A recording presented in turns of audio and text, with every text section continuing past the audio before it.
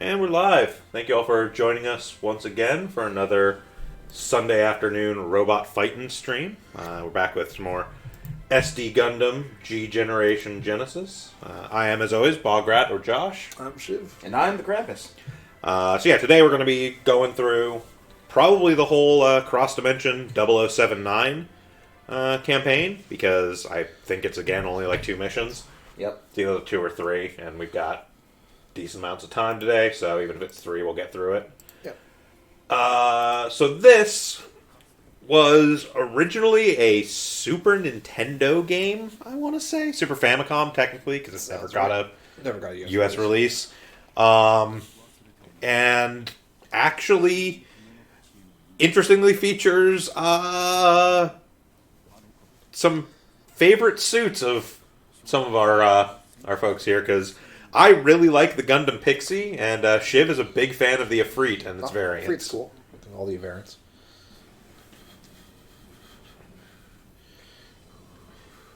Fire Genie. Desert Sprite.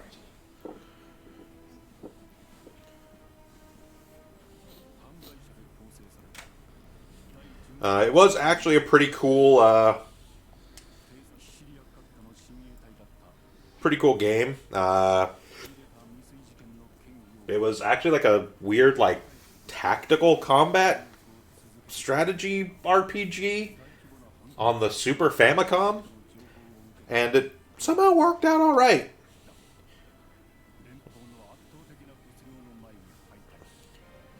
I myself am just a fan of the Gundam, or the Xeon shotgun there, which never makes an appearance anywhere else, as far as I know. That's not true. Can't freeze the shotguns. Oh, really? Yeah. Okay. Has 2 of them. Yeah. There is actually a decent translation patch out there for Cross Dimensions from Aeon Genesis. Admittedly, it's over 15 years old now, is the translation patch. So, it's, but I mean, Aeon Genesis has generally done some pretty solid work. It's as good as it's going to get. That's how I played Cross Dimension 79. It's also how I've experienced most Super Robot Wars games up until recently, when they started doing when they started actually doing official English releases. Yeah. Interestingly, I think a couple of the guys from Aeon Genesis actually work for the localization team that does the Southeast Asian English releases of these games now. I can believe it.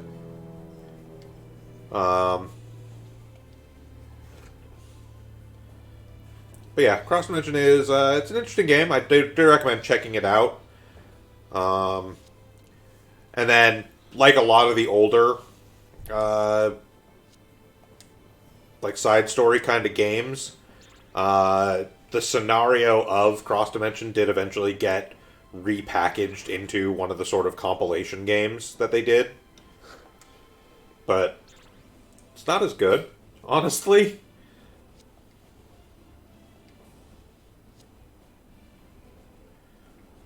Like, the Super Famicom controls for the type of game it was are surprisingly solid.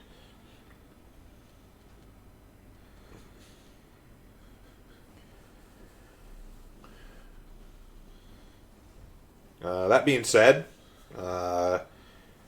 Cross Dimension 79 is the tale of a, part of Cross Dimension 79 is specifically the tale of a RX-78 variant, so a variant on the original Gundam, that was designed to be more of a close combat variant. Yes. And was also built after they had some piloting data from Amuro piloting the 78, and so they were building it more to match his specs, which is a thing you will hear a lot when we start going into 0079 side stories. They built 17 of these. There are like 30 different RX-78 variants, all of which are like either a test of something that they feel like Amuro would benefit from, or designed to better match Amuro's piloting skills. Yep.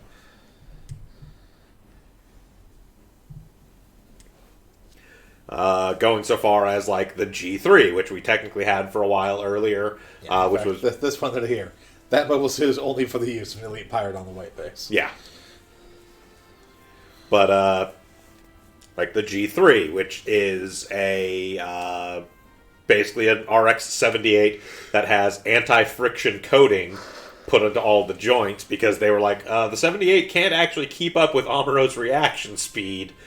We need to do something so that it can act fast enough to match Amuro's piloting. What if we put a full-on anti-friction coating on all the joints so that it won't shred itself apart when he moves too quickly? Sure. The interesting thing about the Pixy is actually, unlike a lot of the other 78 variants, where it's decently implied that there was only like one made of them, because like the G3, there was only the one G3 made. All the other like 4th, 5th, 6th Gundam, all that stuff, those are all unique units. There are at least 2 and most likely 3 Pixies.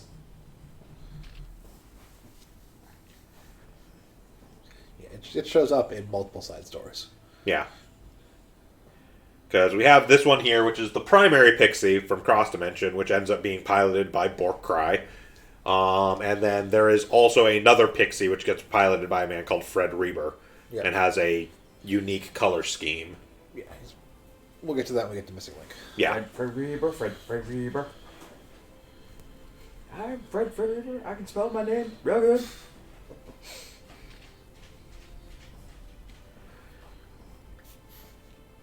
As much as I like the Pixie as a whole, I do actually prefer the Fred Reber color scheme on it.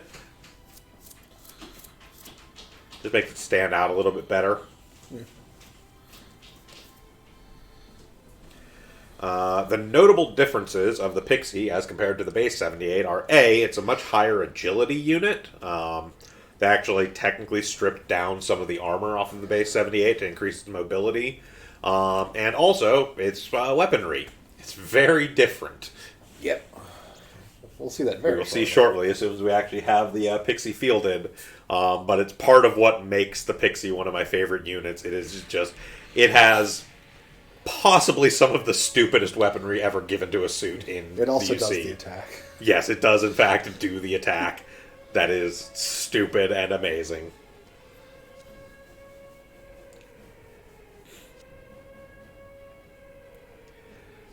Also, the entire team of Cross Dimension has great names. Sananima, Dabasoy, and Borkcry. Here's an old man in Efreet. Yes, Henry Boo. He was sent here because he was linked to an attempted coup against the zombies. Uh-huh. There's a lot of backstory to Cross Dimension that doesn't really matter at all. Yeah, the Wolf Guard team in general is like a penal. Yeah, they went over that in the opening crawl. Yeah. It is literally a penal legion.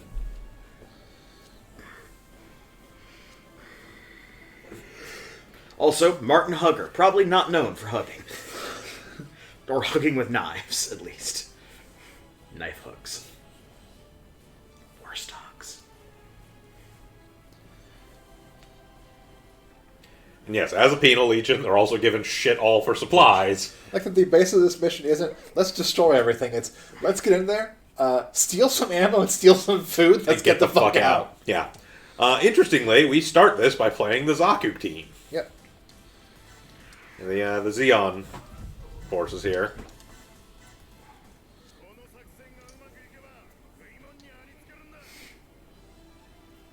Wah-wah. He's weak from hunger.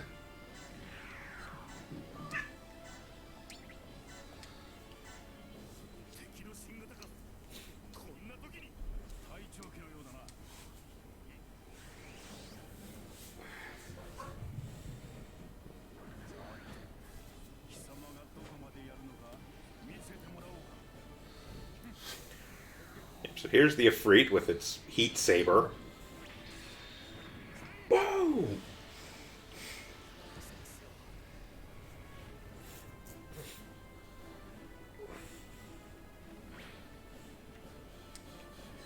Which is kind of this whole thing, because the Efreet is technically derived from the Goof,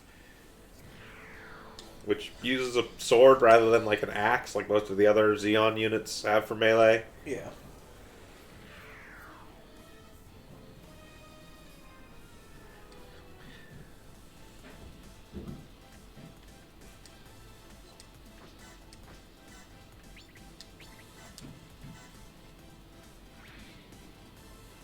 Krampus, I believe I hear felines getting up to no good. That's what they do. Yeah. It was killed two things with. Kill two things with Henry specifically, yeah. Shotgun. Yep. So the Efreet, again, is designed very much as a close combat unit. Its standard armament is a shotgun and the heat saber. A miss. I mean, you are targeting the actual protagonist pilot. Yeah. So.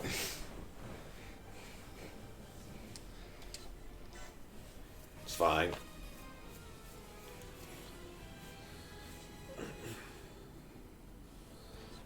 Maybe I don't want you to kill. Ow. Ow. Yeah,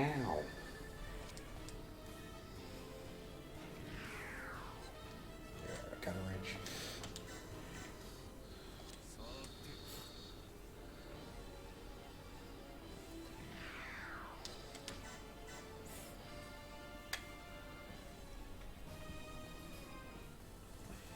Okay, I can let Hugger die. Yes, Hugger can in fact get destroyed. It is only Henry that is essential for this one.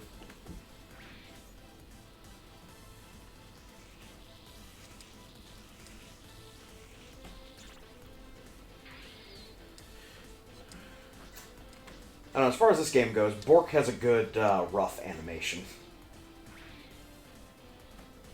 He's getting beat up. Just the disheveled look he's got.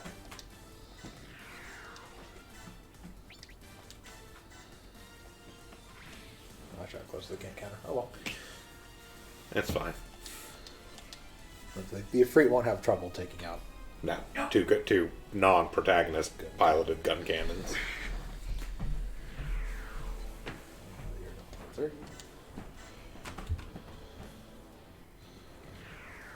Also, no, the three. The annoying part about this one is that Yeah, the they- Efreet can literally never counter them. Yes, because Because their their minimum minimum range range is is full. longer than its maximum. Which I find amusing, because these ones only have the. Yeah, they only have the cannons. They don't actually Despite have the... actually having. Yeah, the they weren't going to make bulk special rifles in models. their hands.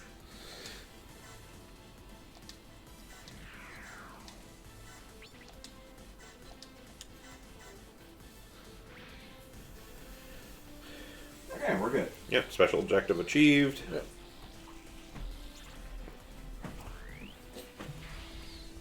And then still Stop got chasing the cat. That's rich coming from you. Hey. I'm allowed to chase cats.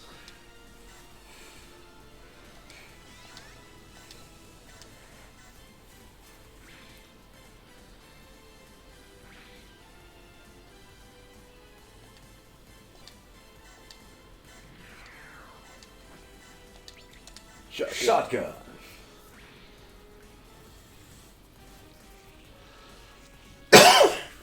Balls!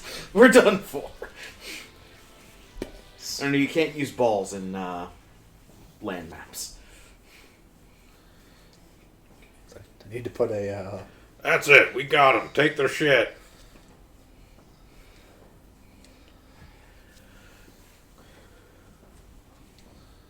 Vending machines first! Don't be dumb.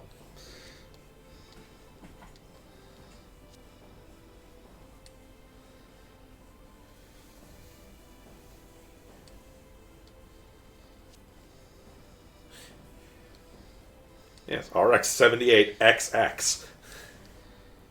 That is the actual designation number of the Pixy. Yep. XX. Double distilled.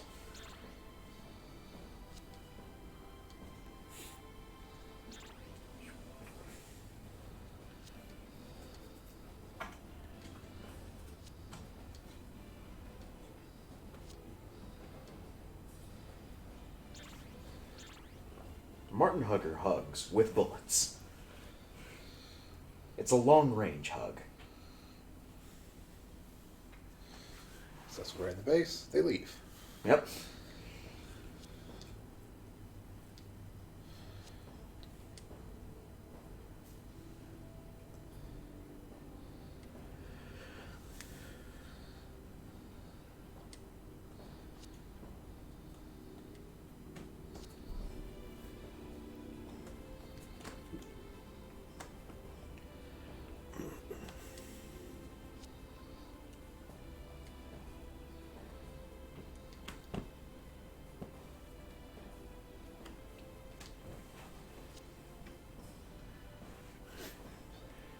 Really focused on taking over this base for no real particular reason. Let's take over the base. Come on. Why are we going to take over the base? There's no reason to take over the base.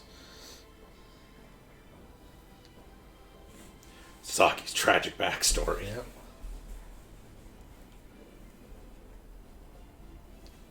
She's not a criminal. She just wants to kill people because they killed her brother.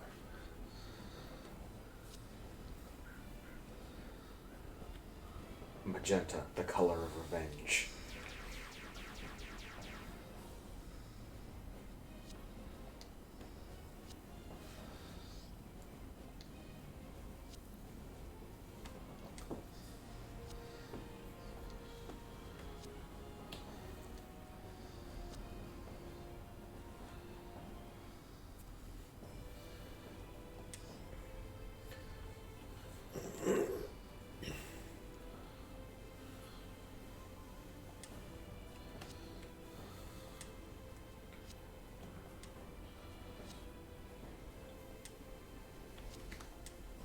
Maybe they're brass or idiots who won't let anybody pilot it. To be fair, they did say it can't move right now. It's currently under maintenance.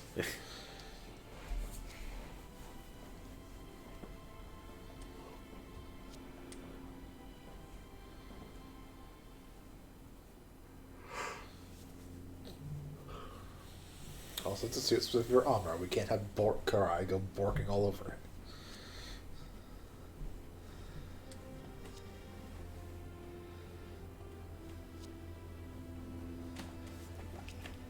I bet Amuro could have got done with a gun cannon. You didn't even give us ammo for these rifles that our gun cannons have. We couldn't shoot anything close to us.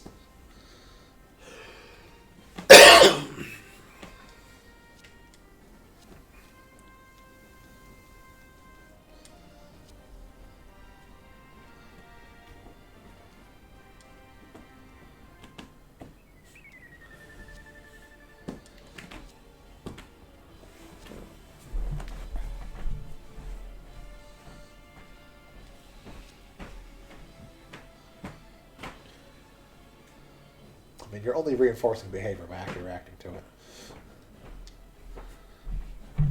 Now, see, the cat's not doing this for attention. The cat is just doing this to sharpen its claws.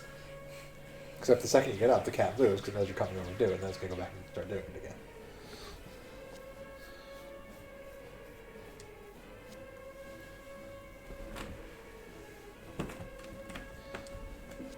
There's nothing claw sharpening happening there.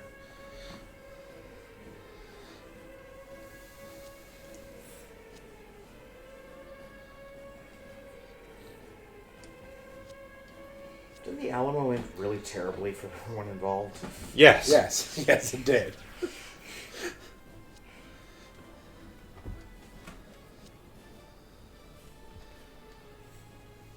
There is, in fact, a reason the phrase is "remember the Alamo," as in, like, a vengeance claim. That's why he's saying he doesn't want this to be his Alamo. No, he said, this is our Alamo. Oh, did he? Oh. Yeah. I'm not going to die here in the desert. This is our Alamo. Never mind. I'm hoping that's a bad translation error. No, I think Bork just doesn't remember history very well. Also a possibility. I'm way more likely to go with that. Well, it's a good thing we've got the white base showing up. Hey, you asshole, that's our suit. And a Zanzibar? Amuro wants that. Char comes in the comms. Yes, Amuro needs that suit. Get out of it, Bork Cry. It's like, yeah, What? that's not actually, the Pixie actually isn't at all that well suited for Amuro. It was designed for him. Lots of things were designed for him, but it's not like they understood how the fuck Amuro shit worked. Okay, Bork needs to kill 3. Yeah, things. Bork needs to kill 3 units. We need to kill 6 units total.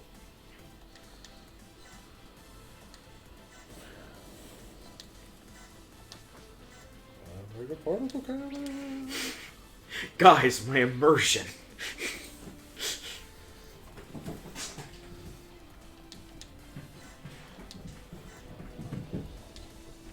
Fire some missiles or something.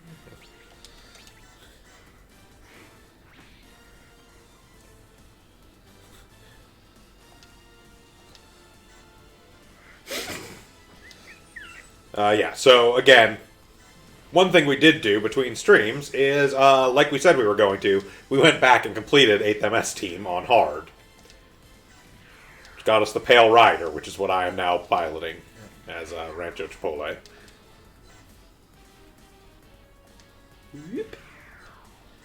So as you can see here, the Pixy has beam daggers. Aurora attack. The Aurora attack, which is a special attack utilizing said beam daggers, and twin SMGs is its technical basic armament. Over in a flash. A Hathaway's flash. Coming 2020. Yeah, and this animation only uses the one, but it does actually have twin SMGs.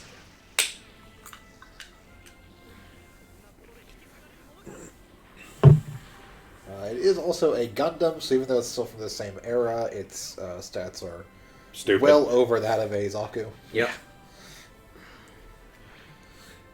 At some point here, we will show off the Aurora attack because it's highly We'll amusing. show off the Aurora attack. Once things get into range. Yeah, as soon as things are in range, we will be showing off the Aurora attack because it's great.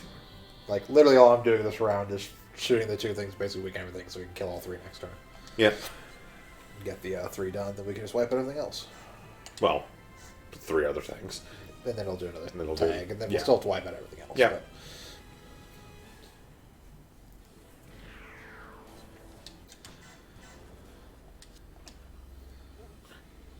you couldn't do it. Wasn't the whole point is you can't do it in the gun cannons?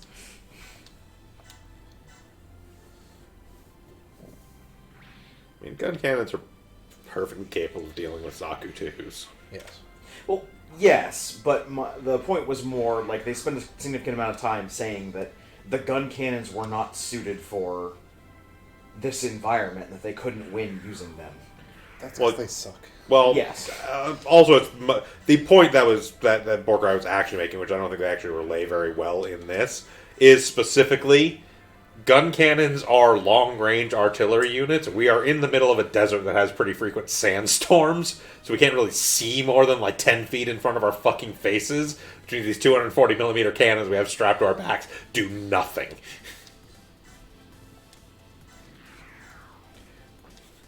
It's Here's the Aurora attack. Yeah.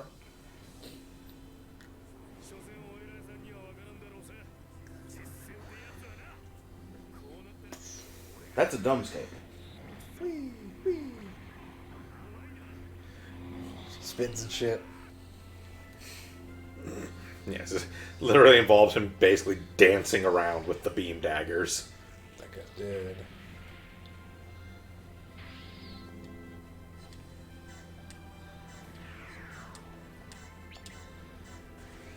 Then we just have the regular ass beam daggers attack.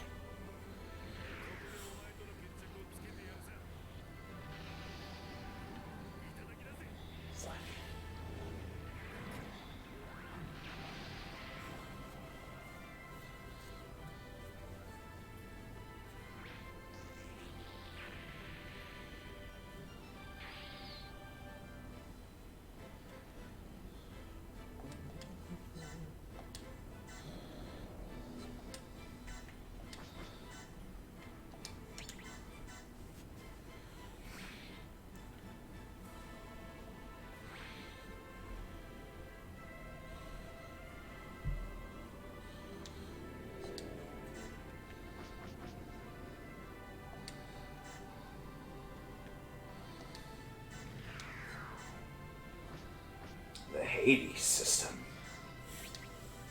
Yes, the Pale Rider does in fact have the Hades system. This is actually a bad idea to activate. Pale Rider. Unfortunately, the Pale Rider that we have in this one is just has the ground type and the space type. Basically, we can change it to the space type. Yeah. Yellow space weaponry. It doesn't have the heavy equipment ground type though. No. So this ground type does not have the Gatling cannon. Yeah, no, it is just the base ground type and the base space type. There's no heavy equipment, there's no cavalry.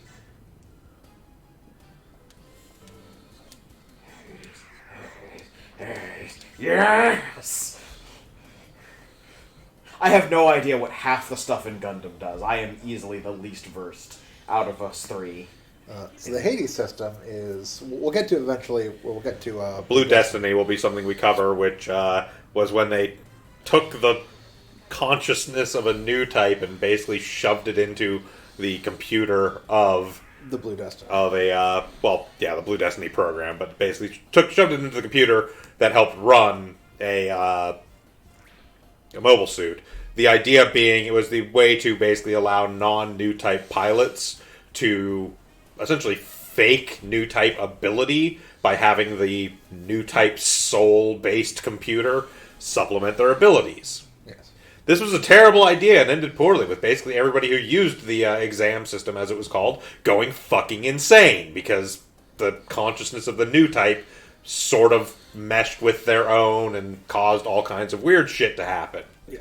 So instead they decided, what if we just made a computer that wholly took all that data we gathered from the exam system and just had a computer do all of it as an AI that's a backup built into these systems. We still need a pilot because it's still a mobile suit, but we'll just have an AI that's there that can trigger whenever it feels like and sends them into a, for all intents and purposes, berserker new type mode.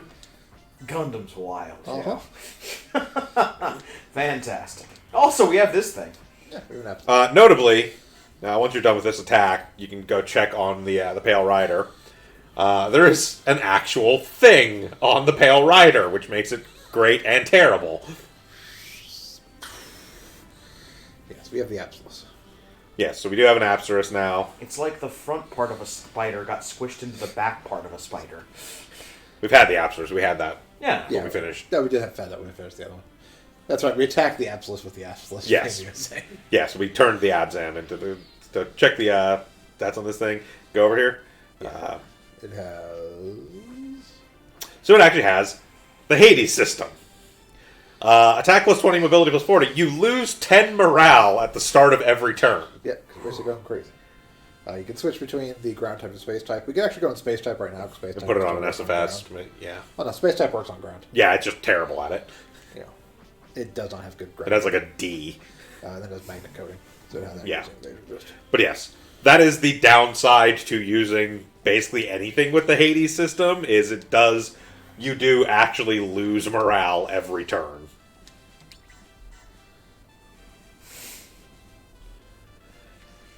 So, the basic idea is, if you're in a suit that has the Hades system, you do kind of need to just keep killing. Mm-hmm.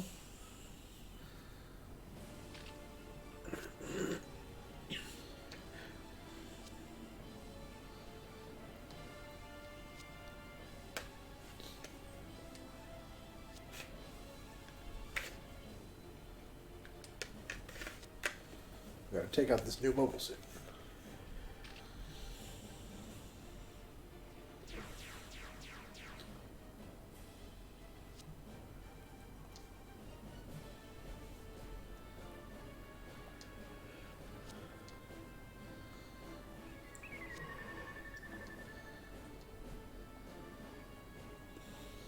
And now our unknowns. Party really gets crazy when the dolphins show up. Yeah, we don't really care. Nope.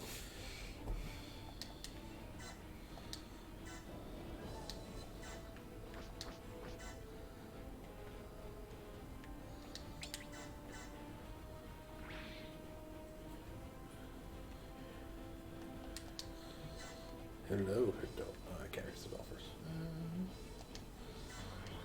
Probably, yeah, you still can. You've got a ridiculous range on that thing. Yeah.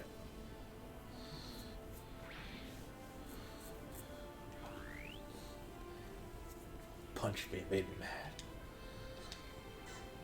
They punched me in my sack. We are also fielding some of the stuff we've previously unlocked but never really got around to. So we put the Zeta Gundam 3 on Eterna here. We also took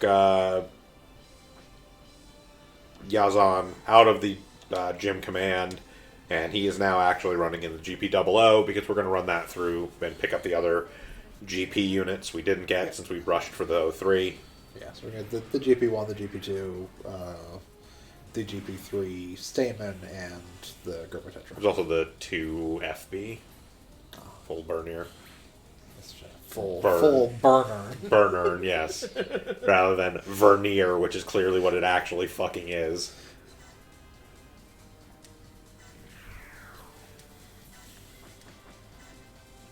I'm gonna make a launch for you.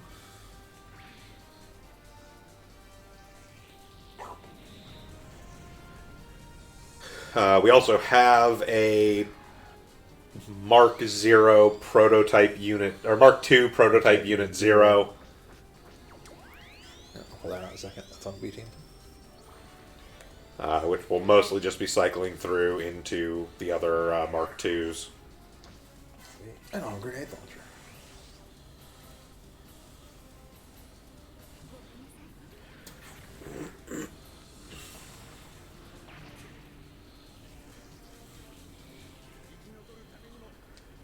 We also noticed something quite funny because we were testing out one of the other DLC missions. While we were messing around with stuff, one of the things we had the regular Act Zaku, and we were able to do a design by rubbing that against another thing to unlock the special version, which is Mallet Sanguine's Act Zaku.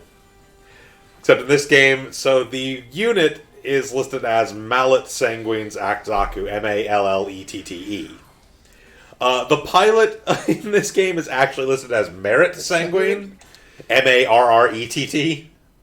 MAR, not even a double T, it's a single That's T. a single T. Yeah. So it is literally like there was no consistency of translation because it is Merit Sanguine in Mallet Sanguine's Act Zaku. Yeah. Like, well done.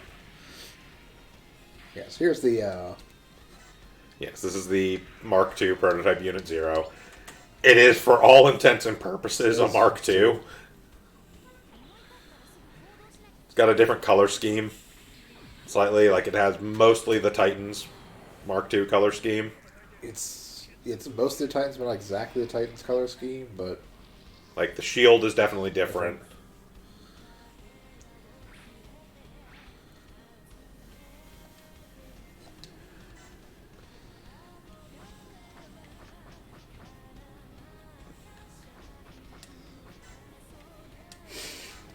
What? We're mostly running a lot of these, A, to get out of some of the sort of less useful grunt units that we had, just kind of taking up space, and B, to unlock some more stuff. Because we were getting to a point where a lot of the units were like at a point where like we only really had one more thing we were going to unlock on the production list from using them, whereas transferring in a lot of this stuff has like 3 or 4 more options for us to get through. Yep.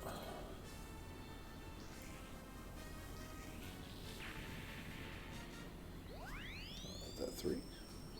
That's like 2. Goddamn.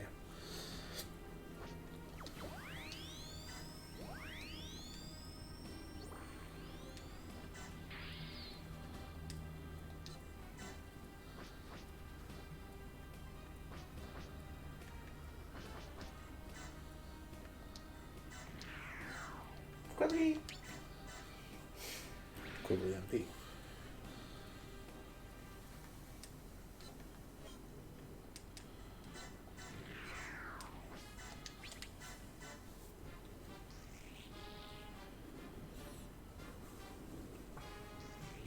Good thing you did that energy damage. Yep. There we go. I'm pretty sure you only need level 3 for flight type. Yes, I believe flight type was 3, and then Yeah. yeah, because custom was 4, but we'll get to custom through flight type. Yep. Yes, so Yazan Gable is now in the GP00. Just fucking terrifying conceptually.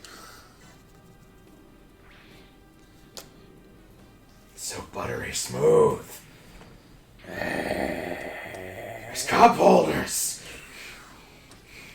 And a lot of those sort of junk suits that only have like the one or two things left off of their path, we'll just run through between streams in the XP grind mission to get the stuff we want out of them, and then... Yep.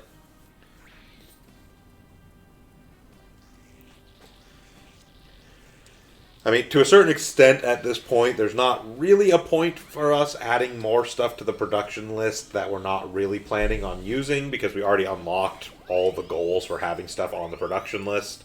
The only thing that we would want to do it for is if there's specific stuff that has like pilots tied to unlocking a certain suit, which there are definitely a few left that we're doing.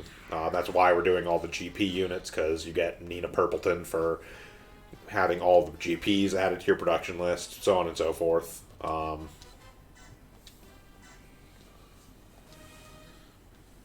Yeah, just kind of in general, we're not going to mess around too much with pointless additions to the production list at this point, because the Zeta 3, I believe, is the final one. I don't remember the order it goes in, but I know we already have the final one you get for adding stuff to the production list. I think the Zeta 3 was the final production list ad, but yeah.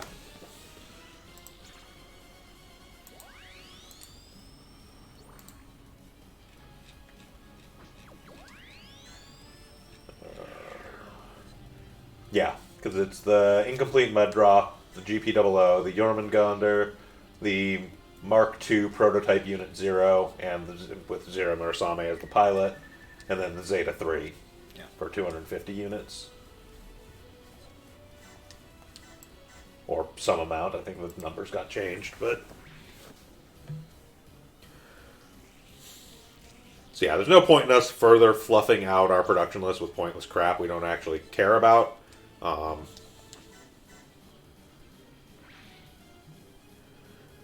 So from now on, we're mostly going to have more of a structured... You only needed 2? Yeah, okay, you only need 2. So Yeah. You're golden. Yeah, we're going to have somewhat more of a structured progress.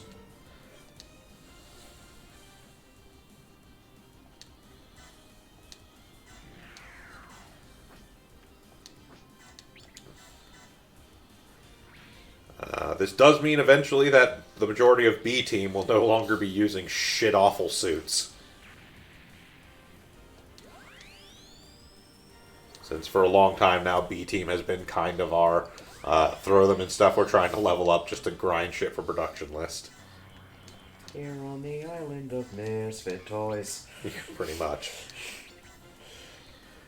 But... honestly, I'm kind of okay with this, seeing as B Team is no longer completely terrible, since like Ivan Ivanov is gone. Yeah, I mean, B Team has the B Team has Amuro, Shar, fucking Shiro, Keshua, Elfried.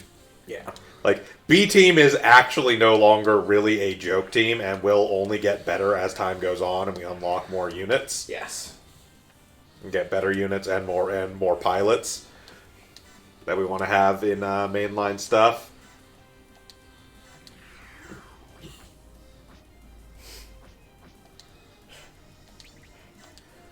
It's just at this point, B Team is still at the point where it is not as good as A Team, but it is not by any means a bad team. Yeah. And in fairness, it only has the high new Gundam specifically because we were like, as soon as we got the actual new Gundam, we were like, we have to give that to Amuro. Like, we have to give the new Gundam to Amuro. Like, come on. Just imagine Henry Boone comes on the radio, like, I just want you all to know, y'all are assholes. I mean, that's the white base. Yeah, I think Rick Diaz just needed 4. We'll find out in a second here. I mean, you've got how many Gundams? So many Gundams. It's just not fair. More Gundams than you can believe. More Gundams than your body has room for. We get Dada Soy and Son Anima, 2 people you will never see featured on our team. It's got a disc radome system. Yes, the level 1 thing of that thing that we already have, I think, the level 2 of. Yes. Alright, let's do some develop.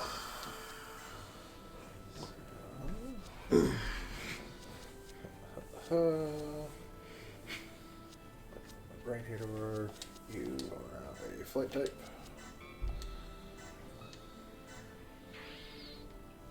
You still need 6. Yeah.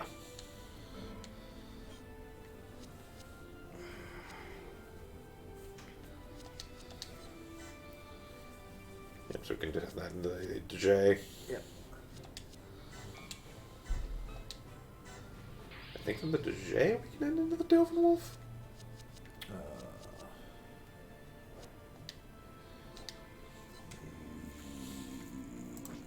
Yes, maybe in here somewhere. I'll look it up. Also, I think this one may have also translated it as Dubin Wolf, which amuses me greatly. Dubin Wolf. Dubin Wolf.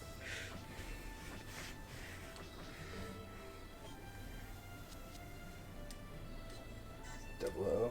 So the GPO1. Yep. I'm guessing only needs like level 2 to get to the GPO2. Yep.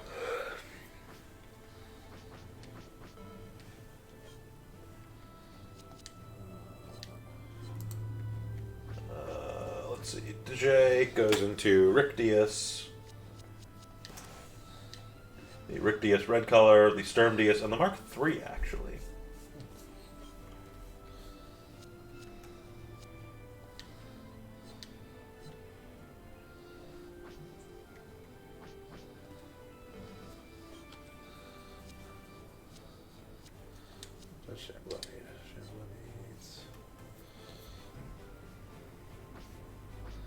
Well, we can make the Zodiac Hawk. Is that a battleship? No, Oh. that's a mobile armor. Mobile armor, okay. I mean, it works in midair. It has an A rank in midair, as a matter of fact. Sure. I think it is actually technically better than Shamblo in a lot of ways. It definitely has higher mobility. Its attack is a little lower and its defense is a little lower. Well, you also have like 4 levels on it. But it's all... All new stuff off of the Zodiac Hawk as well. And there's actually an upgrade path off of it rather than like a side grade, which is where we're locked in with Shamblo. Yeah. Alright, we're making a Zodiac Hawk. Alright. Yeah, it is a slight downgrade from the Shamblo, I believe. Sort 15 of. Cost, but Oh, it's got a little beak. It's got better mobility and more weaponry options, but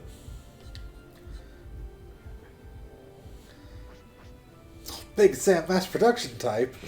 Oh. Somewhere in hell. I mean, we could if you hate yourself. Yeah, I mean, I would, but Somewhere in hell, Dozel Zombie just got an erection. looks so dumb. That's incredibly dumb. Yes, No, we're absolutely going for the Absolus 3. which is actually a dead line, so... Basically. Technically, the Big Zam is actually considered an upgrade from the Absolus 3. I'm not sure why. It got legs. Maybe. Yeah, the Big Zam only has one new thing off of it. Although the Big Zam has a lot of health. Yes, the Big Zam has a fuck pile of health. And actually really gross stats. What is this? That's off The Big Zam mass production. I think it's off the regular Big Zam as well. But it's going to be easier for me to find. It's not some weird MSV shit. I believe that might be the Jamru Fin. Let me see, I'll verify by finding the Big Zam MP. Where the fuck they stuck it. Don't need more offers. No.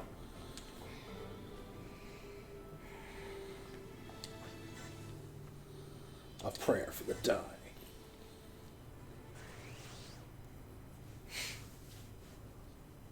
I'm dying. Prayer.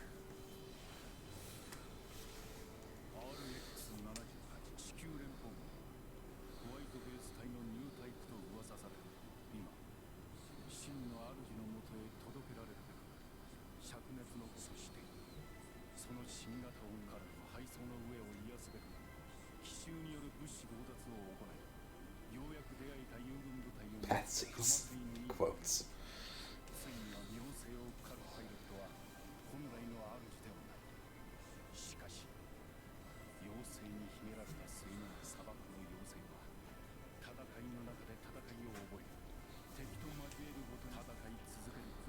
Yeah, it's the jammer fin.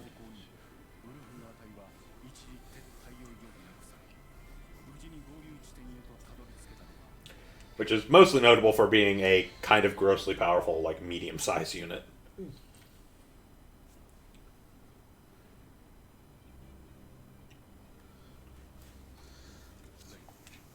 Ray's dead. Lester's dead too. Nobody cares. Your unit sucks.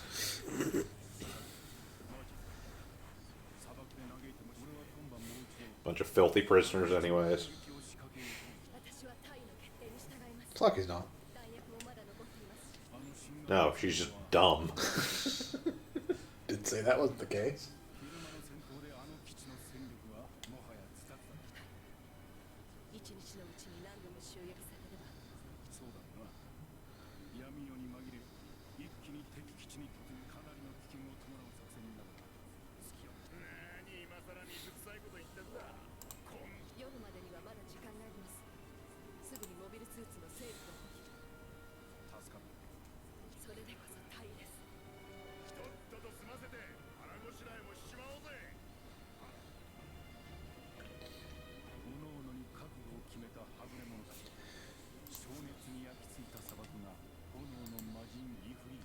Gina from Pixy, Spirit of the Desert.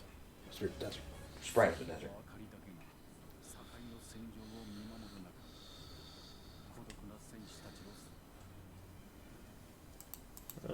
Okay, we don't actually get a gold off of this one. Aww.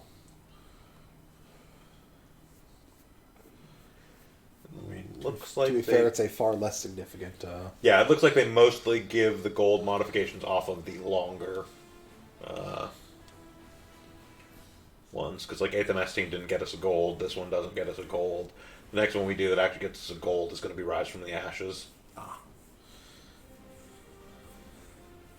Rise from the Ashes does. Ionic Front does. 0081 gets us a gold. Missing Link gets us a gold. 0083. Zeta. Double Zeta. Unicorn. And then we get 1 gold for completing all of the stuff set in the 1 Year War. So basically everything up to Missing Link, not including 81.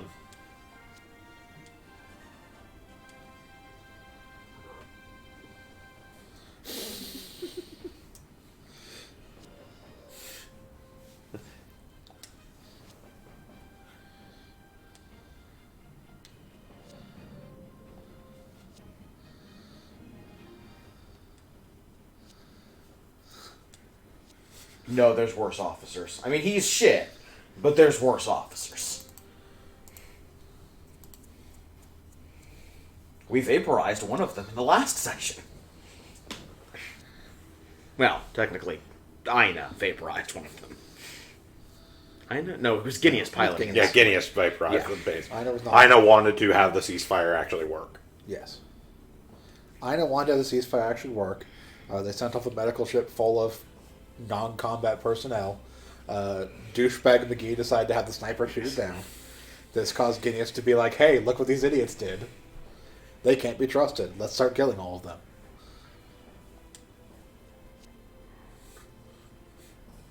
I'm going to start with you. Pew pew. Yes. Douchebag McGee's like, well, I done goofed. Sir, we need to retreat. Nope. There's no time, you idiots. And then we punch Guineas into paste. Fist. It is still one of the more brutal deaths. Gundam. Oh yeah. Oh, also notable, by the way, Saki originally applied to be part of Ramba Rawl's unit.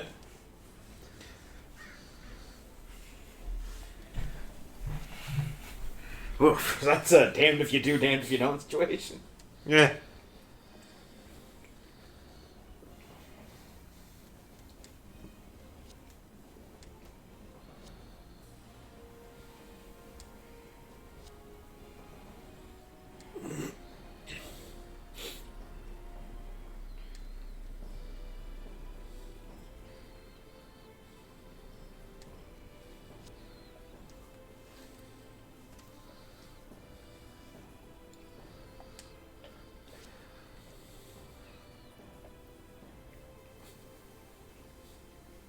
miss my brother. I miss fighting. I miss my mom. I can't use poison gas or kill civilians.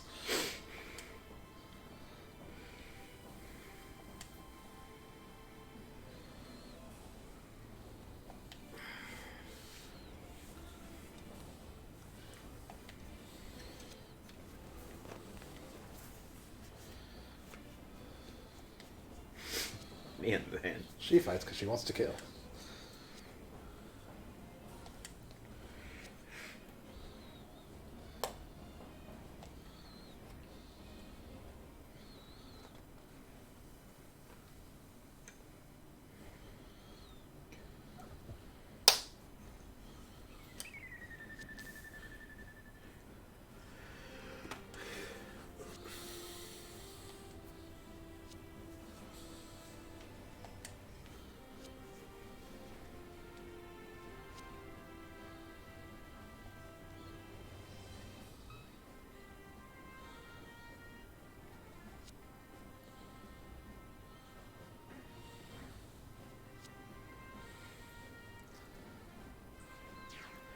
it's an empty base in the middle of the desert. Nobody gives a fuck.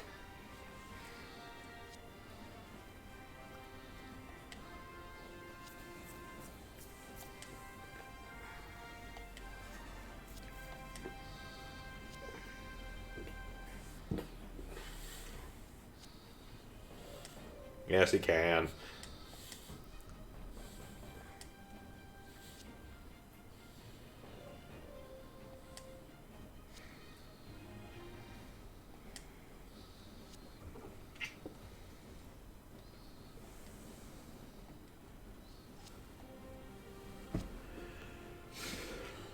Poor Hera.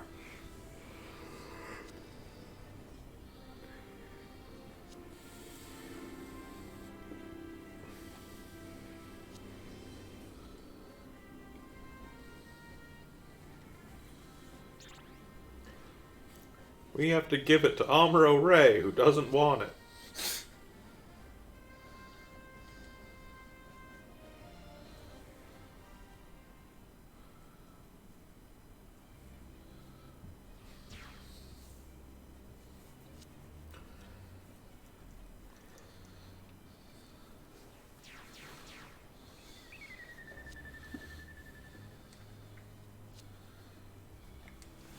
What's interesting about a lot of stuff, like about things like Cross Dimension, the Pixy, and the G3, and even like the Alex, and stuff like that, is you end up finding kind of this really bizarre double standard exists around how the Federation thinks about Amuro, in that they very clearly put together all these development programs to like make suits specially designed for Amuro.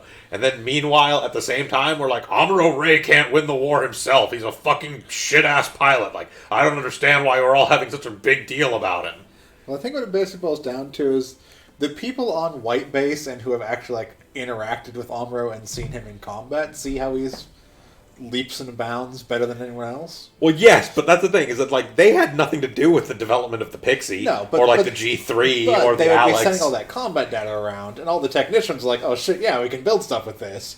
The other brass is all But like, somebody this one guy's not going to win the war. Somebody has to approve those design programs. Like the technicians can't just start building something without fucking like approval and funding and shit.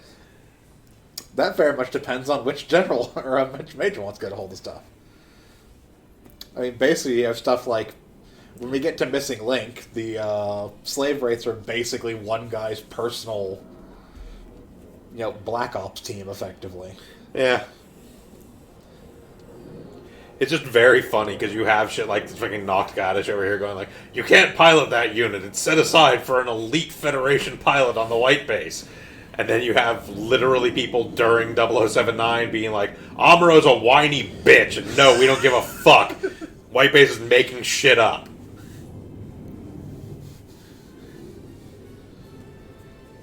I mean, no large organization as large as the military is going to be uniformly on board. No, I know. It's just really funny to me that you end up getting, like, this very clear, like, dichotomy between the two. where you have like, we're going to spend, millions of space bucks on, developing specific suits for this specific guy. Yeah, we can send like one unit down there. It'll be fine. Just like send the Absolus that way, and it'll take care of everything. Sir, did you know we were getting a or like the Zodiac-Cock. Zodiac-Cock down here? Down here? I might have. You didn't, did you? Not at all.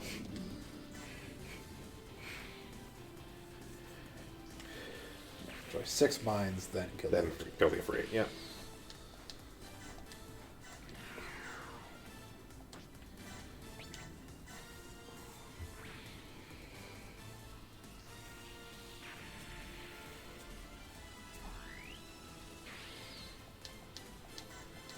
Like, as far as, like, inconsistencies in policy go, it's always been weird to me that, like, everybody shat on the white base. Like, they talked about, like, oh, you're a ship full of nothing but children, one inexperienced captain, and this, wiener over here who pilots a Gundam. Let's see the range on its map attack. Which says triangle should show firing range, but... It doesn't have an actual firing range. It's an activated thing. It's a weird map attack. Basically, if it does its map attack, what happens from then is that the next time it gets attacked, it blows up and does damage. It's a weird thing. They basically had to fuck around with some stuff to make mines work in this system.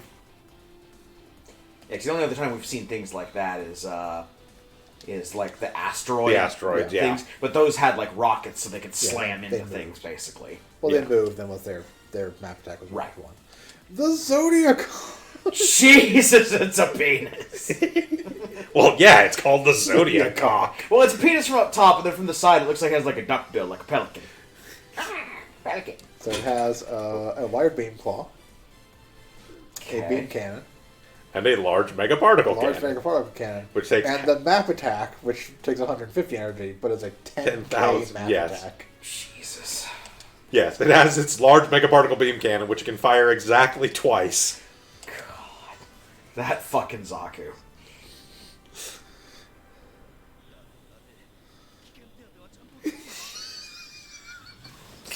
Coronado.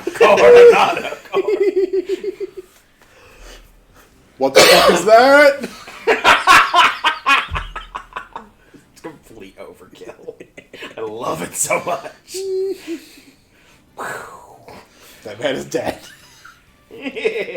So it's important to note, by the way, in actual practice, you cannot actually do this in this game. It doesn't have any mechanics to represent this. The Zodiac-Cock can also actually split into two separate mobile armors.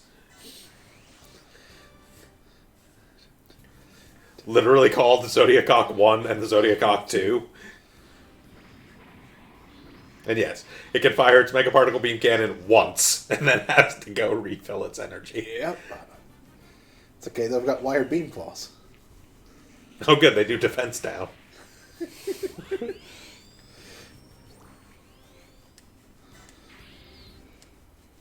Coronado's finally hit his prawn.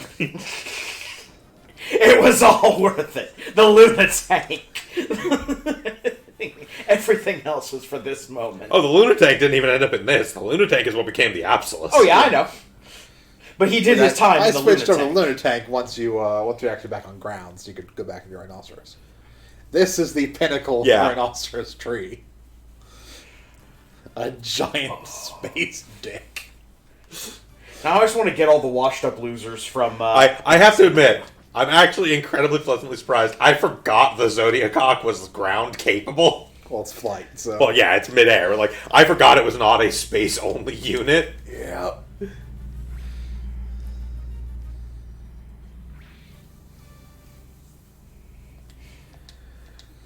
So we have entered full-on fucking bonkers territory at this point. Just Good flight type. Yep. It's like a goof, except No legs. sort of a... Oh, it has legs. No, it has legs. That's right. It has the big booster things on the Yeah, legs. it just has big booster things on the legs, and it is like a blue silverish white rather than the blue of the normal goof. Yep. Don't worry, Gobi Base. I, Char Aznable, am here to back you up. The fuck you say? It's a good thing I got here in time. Come on, Amuro, let's show these guys we mean business. All we need is Lala. It's complete. We can get I mean, we Lala. can't get Lala. I saw her on the production line. Can also get the Elmeth. I mean, we have to if we want to get Lala. She's Yes. Yeah. She's unlocked by unlocking the element, I think. Yes. Yep. Well, adding the Elmeth to your production list. Yeah. We can get Lala, and we can get the Elmeth if for some reason we wanted to use one of the worst units in this game. I personally just want to do either the Team of Infinite Losers, which is get all of the failed, like, washed-up rejects from Igloo, and put them into better suits.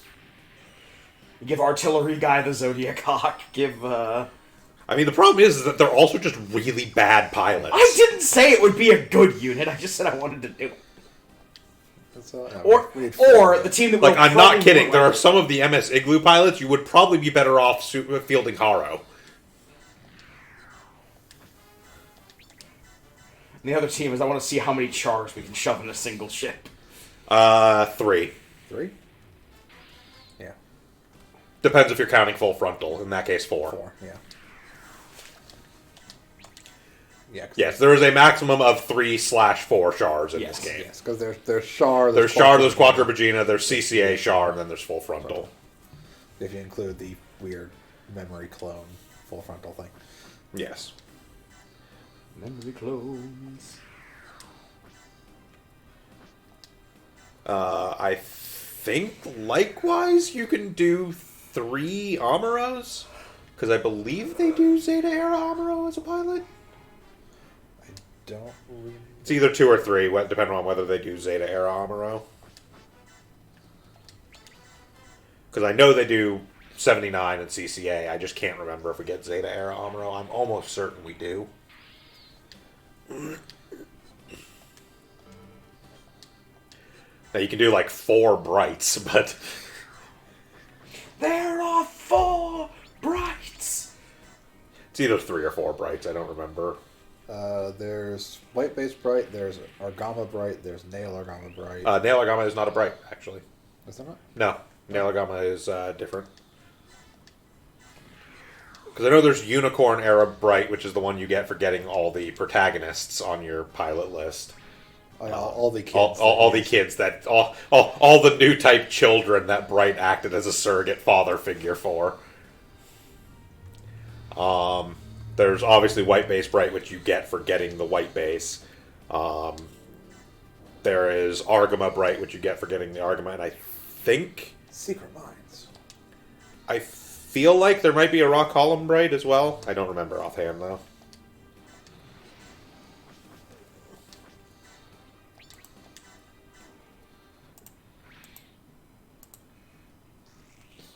Let's see. Oh, I'll find out. So there's 0079 Bright.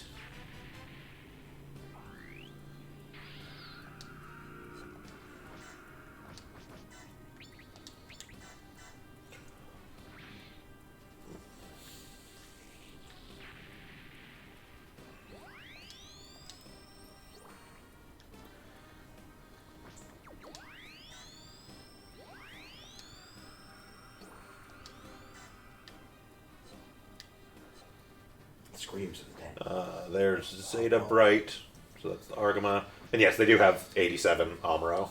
Ah.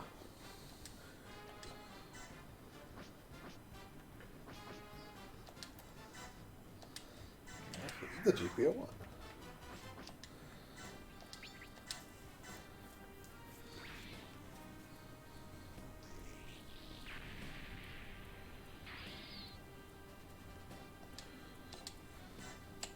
Yeah, there's Rock Column Bright from CCA, and then there's Unicorn Bright. So yeah, there's 4 Brights. Yeah.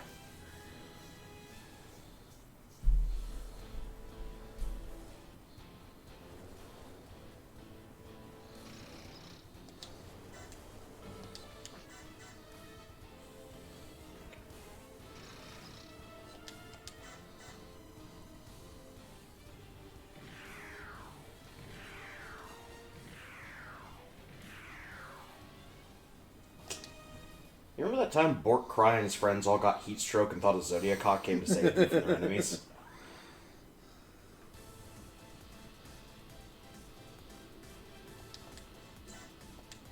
That was weird.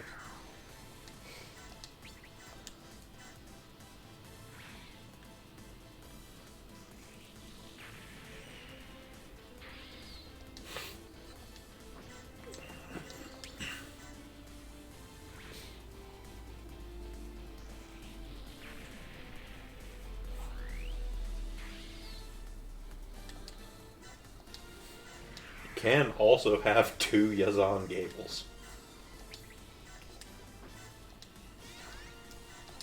Get Yazan from Single Zeta, and then... Yes, they do have Zeta and Double Zeta Yazan. Excellent.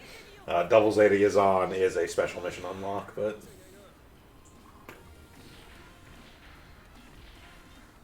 Also, amusingly, we can get fake Maneva. Fake Maneva. Yeah, the Maneva from Zeta. Ah.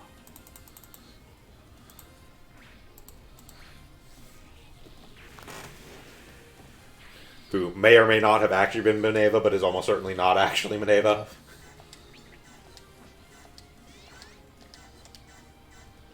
Is one of Maneva's many body doubles.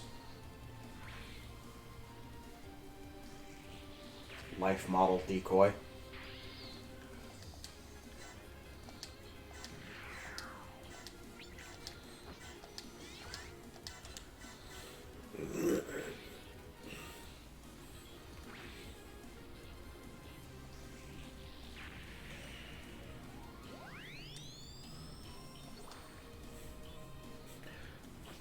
Right, so I'm looking at unit lists. How much is left of the stuff that's actually threatening to attack the Medea over there?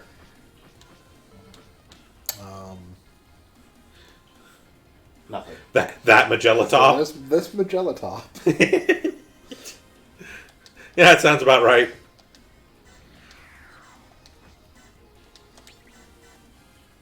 There was that Magella top. Ooh, good. I can do easy. Easy 8. Yep. As it is only fitting.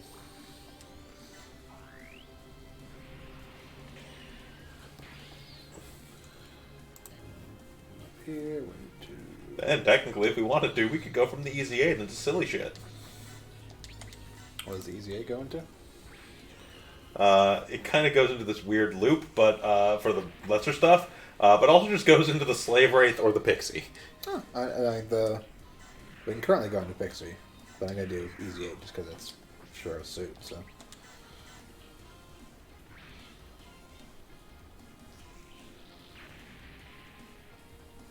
You cannot actually currently go into Pixie. Well, you'd have to get another I'd have level. to get another level. Yeah. But it can go to Pixie. Yeah. But I'm going to go do our easy 8 first, just because appropriate suit for pilot. Yep. Yeah, we could take it to the Pixie, or we could go Slave Wraith and start unlocking down that line. Yep. We'll probably go Slave Wraith. Technically, it's probably better to go Pixie, because the Pixie can actually go into the Slave Wraith, so we can just kind of go that path.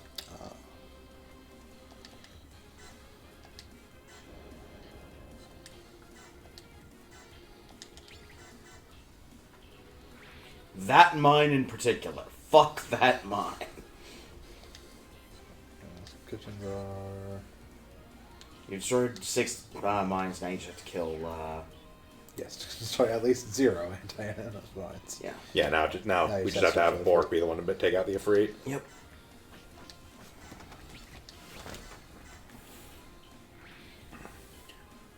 Technically, if we have both the Pixie and the Slave Wraith in our group at the same time, we can rub them together to make Fred Reaper's Pixie. Ah. We could do that if we end up going Yeah. down Pixie first. I mean, we probably should, just to unlock it. Then we could just buy a Pixie and rub them together to get Yeah. Fred Reaper's Pixie. 'Cause realistically, we're going to want more stuff off the Slave Wraith production line than we are the Pixie, because the Pixie is just going to loop back into all the Gundams. Which, God knows, we already have enough pathways into. Yes.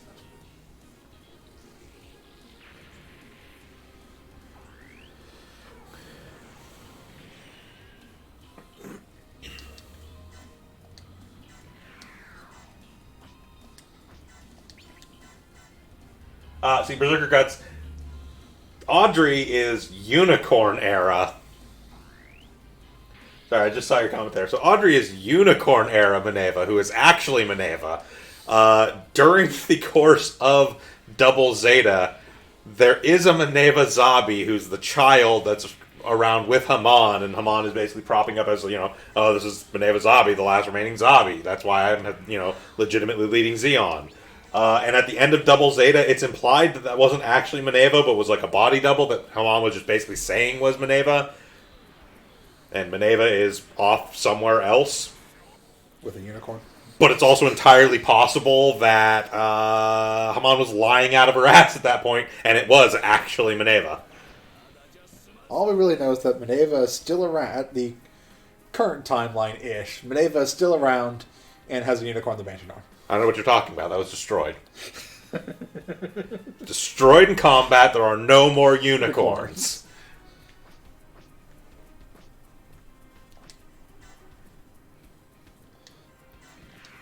It says I can't kill these Zakus.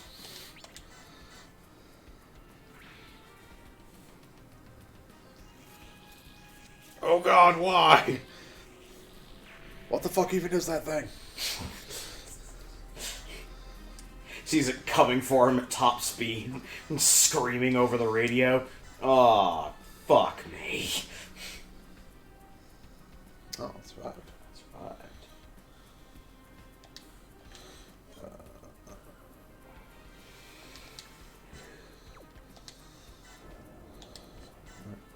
That's fine. Right, children, go ahead and get back on the bus in case we need to go somewhere.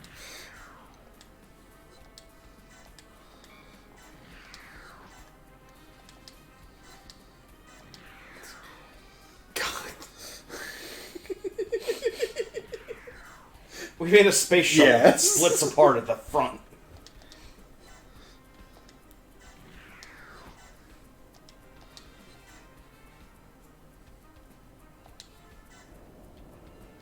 You can't tell me that's not. Never a mind how that thing It's fits not. inside of the sands of Mars, might have been larger.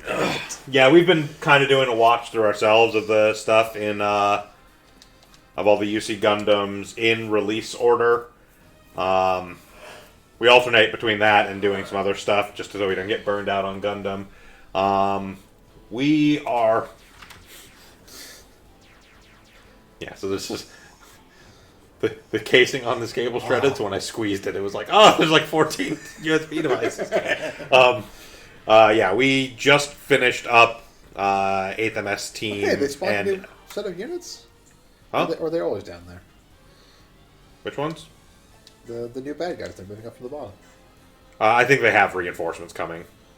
Oh, It's no. something they mentioned, like, in one of the chat boxes. But yeah, we just finished up doing 8th MS team. So the next up for what we've got is going to be, like, Igloo.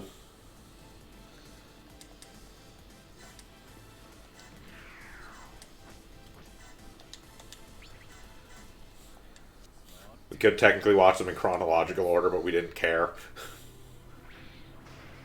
Yeah, we're going through in release order.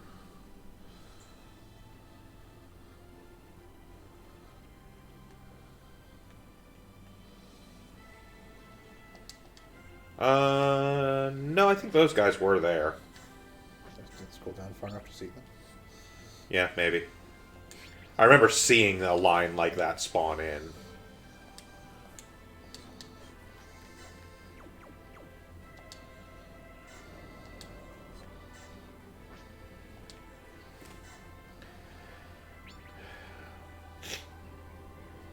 Myself and Ceiling Squid, who you may hear jump in on this occasionally, sometimes on Sundays, have seen all the stuff before, basically. Krampus and Shiv are getting some fill-ins, but have seen most of it here and there.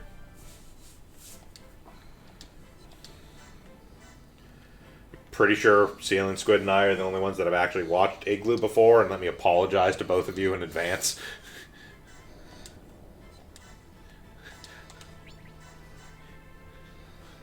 Igloo is, how you say, not good. Alright. What? Oh, right, you can't fire those after moving. Right? Yeah, Yes. I have to move for it to get in position.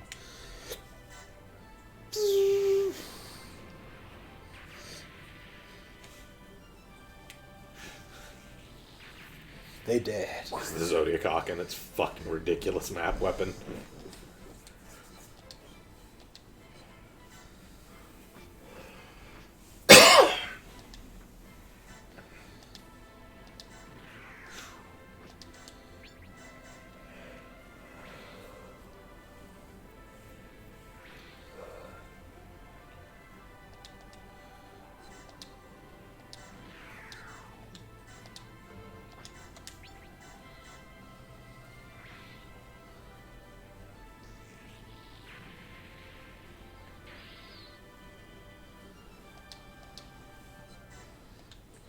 What did we need? 5.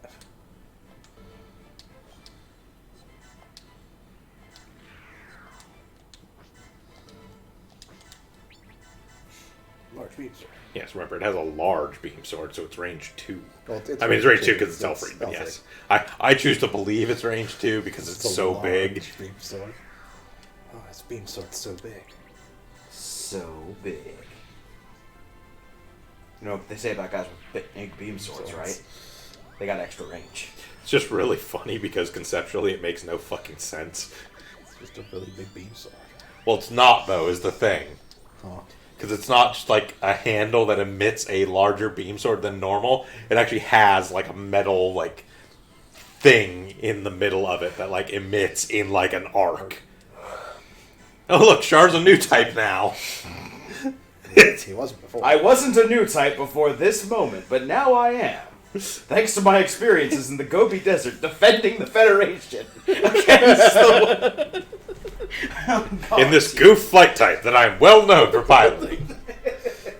Certainly not like the only Xeon suit of the One Year War era that I specifically didn't pilot. That's me, Char Aznable.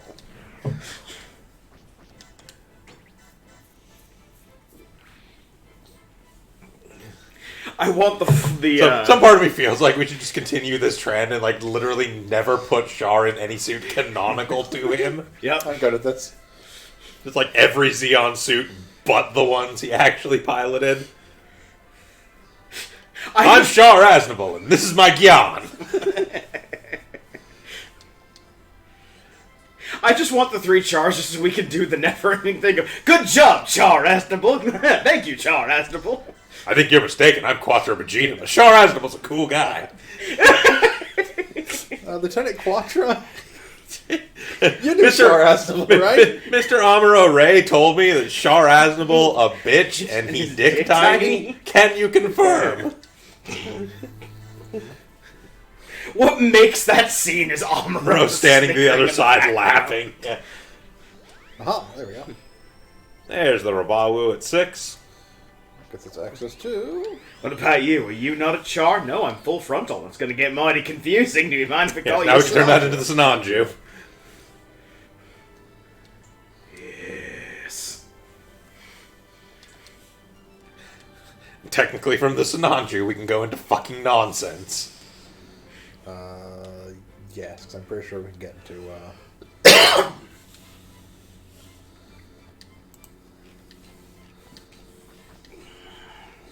I wonder what this might be. Yeah.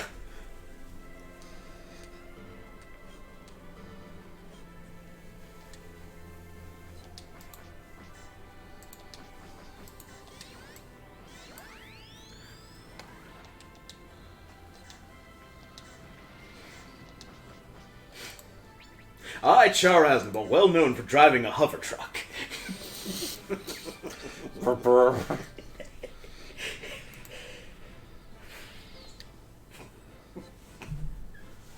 Char Aznable drives around selling empanadas. The Minovsky particles are interfering with my speaker. But I've got passion. The thing can transform. Jesus. Yes, the Rabawu does in fact transform to the 2 separate units that the Rabawu transforms into.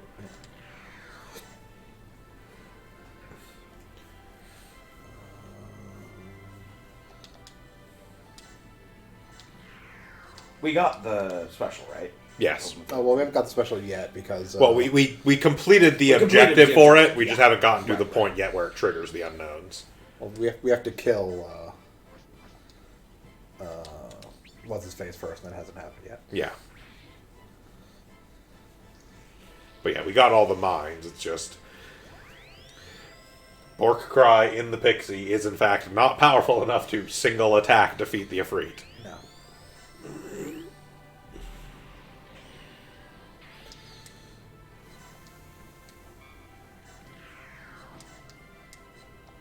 And you have to wait 2 turns before you can even bother attacking your free because you have to destroy mines. Yes.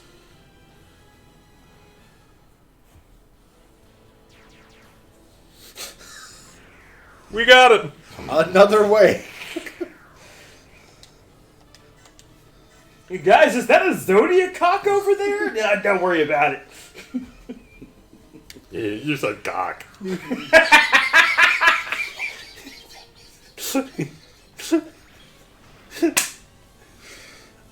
I'm dead. I'm dead. Just go on without me. The only way this is better is a Super Robot Wars game. We could have Angela Bolzak fighting a Zodiac cock.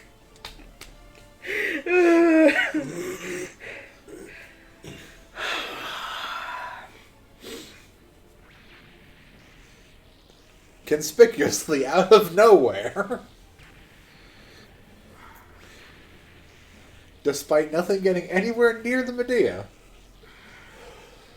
Ninjas. Oh, shit. Ninjas. I ran through the entire base, took me to the mountain, shut up over here. It's going to last about as long as it takes to shoot you with the Zodiac cock. It's not true. The Zodiac cock is out of energy. Well, that energy charge.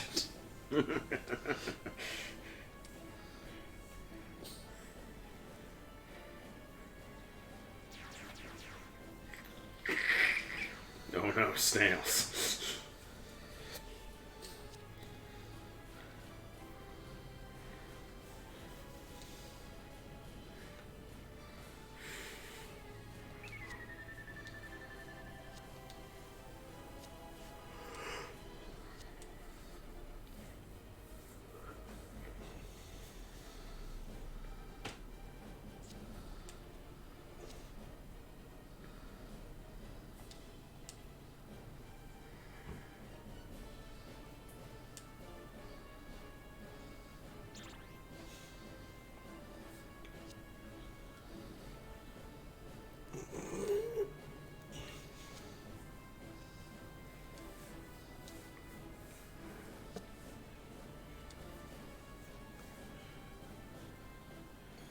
Unknown. How could this take it any crazier? I mean, No. I mean, and a Freak Nox shows up, but then we don't get that as a reward. You get no, we get... No. desert type Zaku's. I believe so, yes. I mean, we'll take them. Yeah. They're money, but... Yeah. I also don't think we've made Desert Zaku yet, so it is a new unit. Pretty sure those are Desert Zaku's. Here in a second. Yeah, Zaku 2 Desert version. They have stuff off of them, so. Yeah.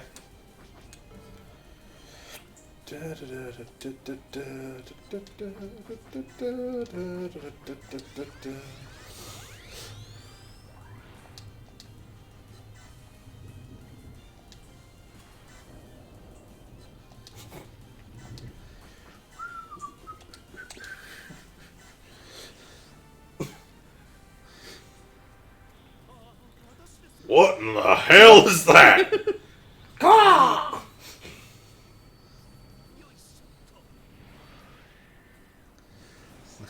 This Oh is, god! this is what the Yormonger wanted to be. Pretty much. Yep. It too can only fire one shot. Oh look, we demoralized those Desert Zakus. And everything else on their team.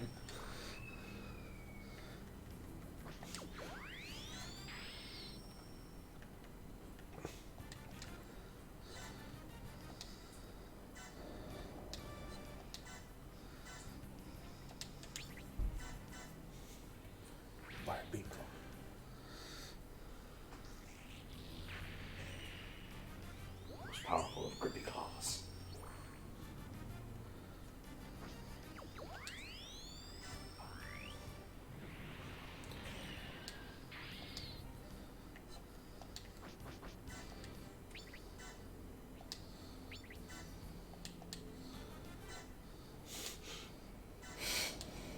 Get out of the way so that you can actually get in.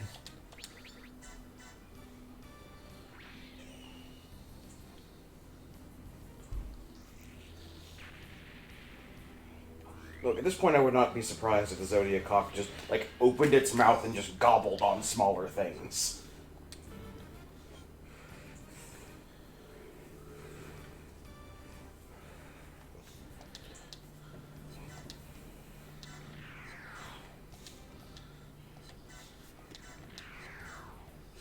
Alright, so now technically we can have Bork Cry slowly make his way all the way to the south to get involved in the fight, or we can ignore his existence. Yeah, whatever we're gonna do. I keep trying to press up, but the controller just forces me back down.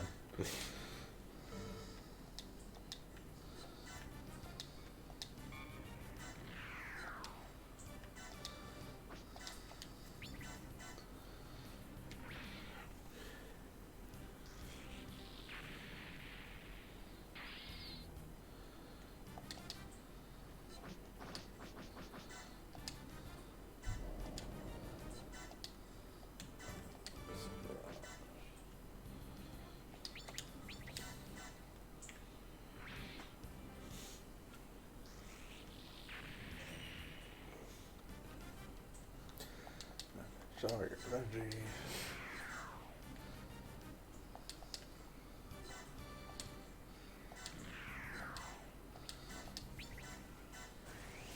Yeah, so like if you see the actual animation on this thing, Yeah, like it's holding an actual sword. like yeah, it's an actual it's like a dagger kind of, and then like just emits in this like sword blade horseshoe shape, which just makes less sense based on what we know about how beam sword emitters work.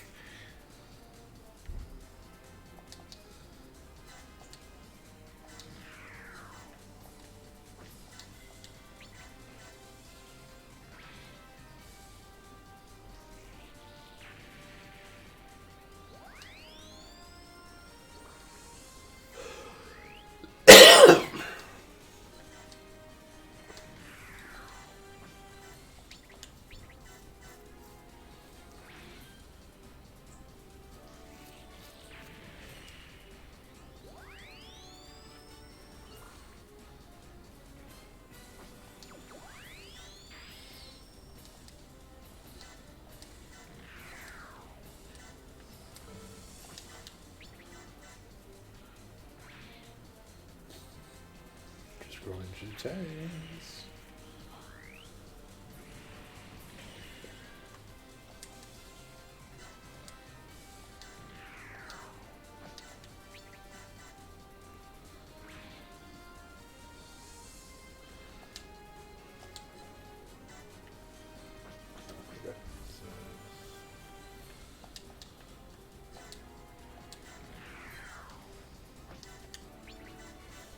Like I would very much have to specify that the Mark II has a prototype beam saber and a prototype beam rifle.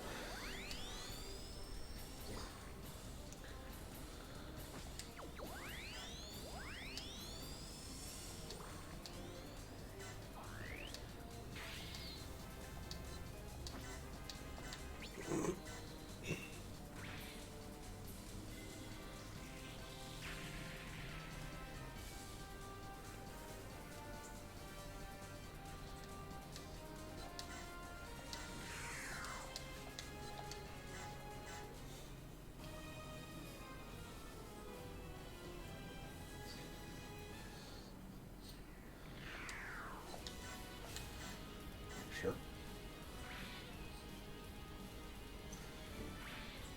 Santiago will take you on.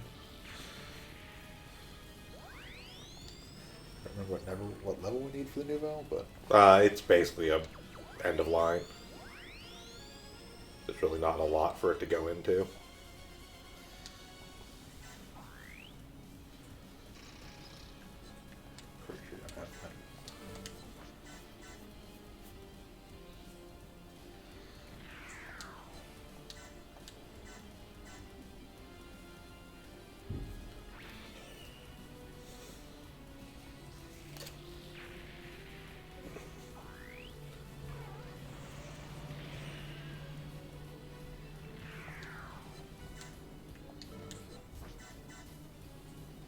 dodge by virtue of me. I don't know why.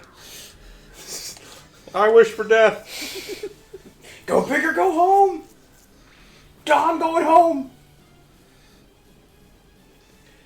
In a box.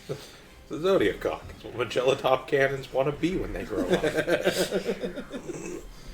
Fuck you, Dad. Yeah, like if you check the novelle.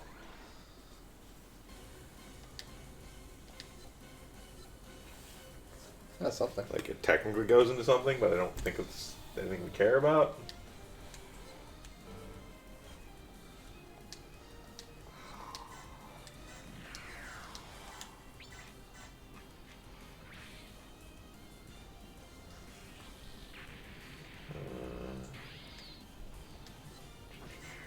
Novelle Gym 3.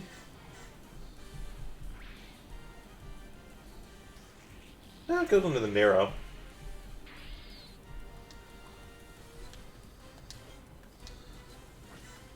Which, I mean, sure, fine.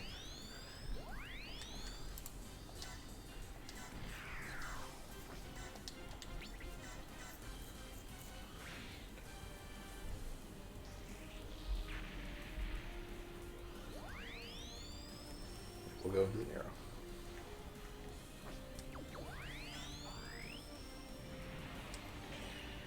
Yeah, take a look at it. Do these pieces of garbage have...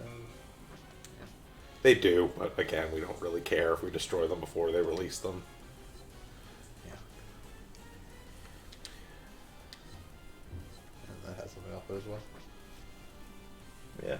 Just quite the jump in strength.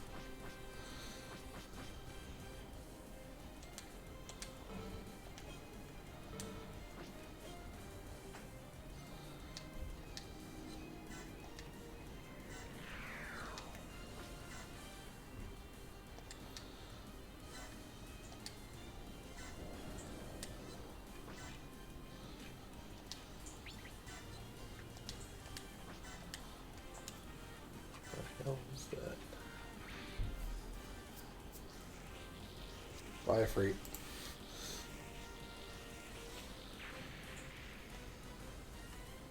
Oh, that's why. Oh. That's the S Gundam.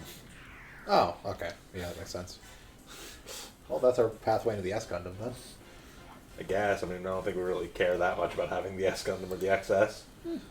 We already have where that leads. We do already have where that leads.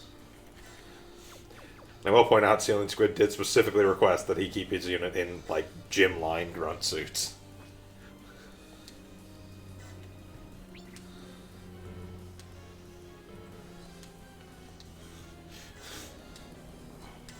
I'm gonna punch it.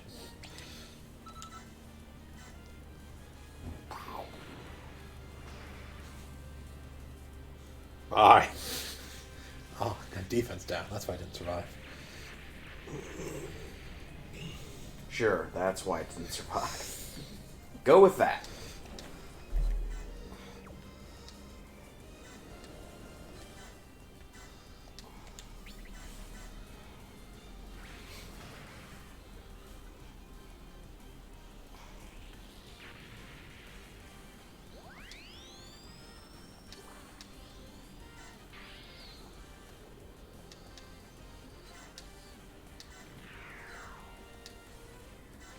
There's literally zero energy literally zero remaining. energy, that's why. Right, to weaken.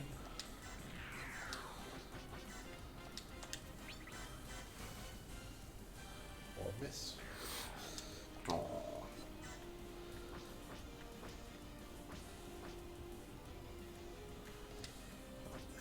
The new Gundam is capable of weakening targets.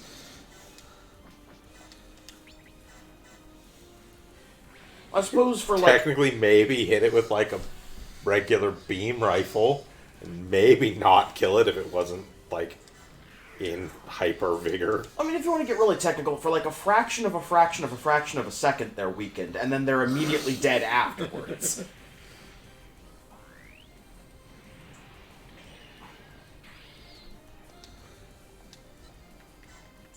Yeah, Schrodinger's thing, as long as you're not observing it, technically they're both weakened and dead. That's beam rifle Pierce on it. Well, and also it's in auto crit mode, so Yep. it's in high vigor.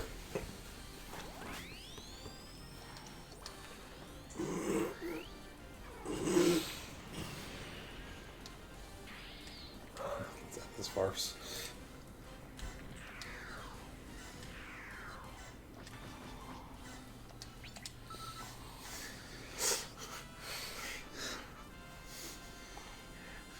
I feel like this is probably a war crime.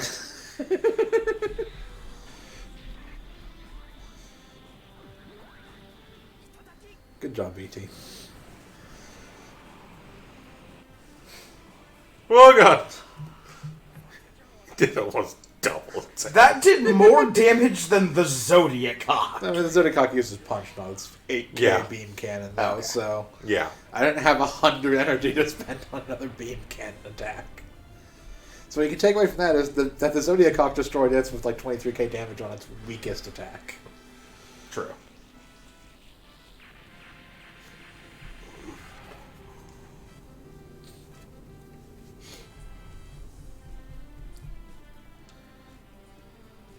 Two or 20,069. Nice. Hell yeah. Oh look, Coronado's live. Team.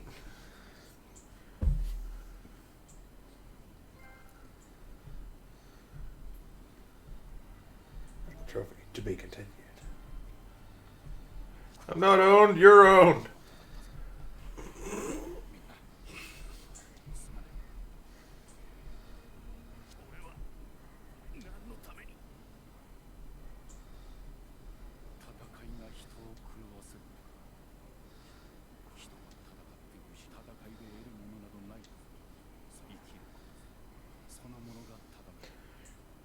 Keep saying that, and the word fight's gonna lose all meaning. Fight, fight, fight. Fight, fight, Hey fight. man, the other day I was fighting, and I had this fight. And this fight was fantastic. It was like fighting all the fighting time. And then we fought, and fight. Hey, fight. You fight. Fight. Fight, Fought. fight, fight. Fight. 相当のダメージを受けていたよ。周囲に敵影はないか。周囲に敵影なし。これより回収。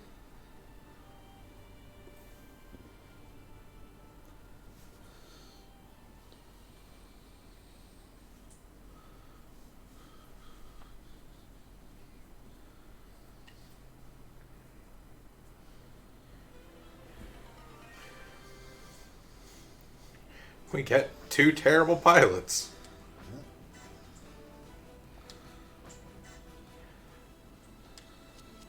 Let's see real quick. We'll actually just go ahead and secure both these because there's two things we can get off of it. Sure.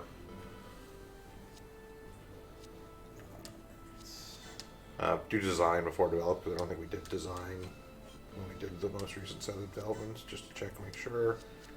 No, nothing.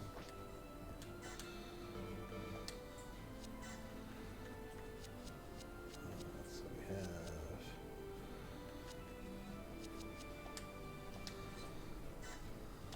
the Easy 8.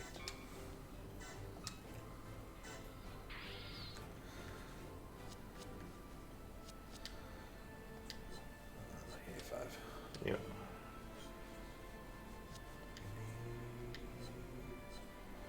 Four. We need 6. Yeah. Or 5. Well, yeah. 6 if we do that. 5 to go into the Yes. The Great Great Zone. Zeon. Yes. We got the Hama Hama. We could do right now if we wanted to for some reason.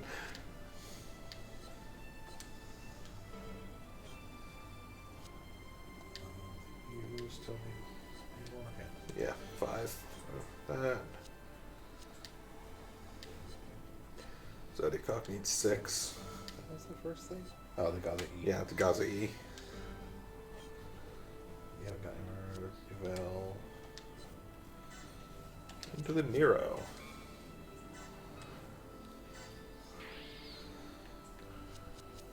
Oh,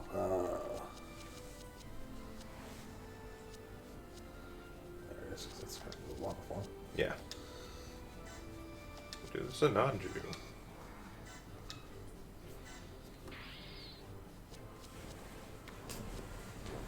I think that's it. Yeah, we still need to get that. Levels. Yeah, I think that's everything. Check design just to see if there's anything new. I don't think there is. No.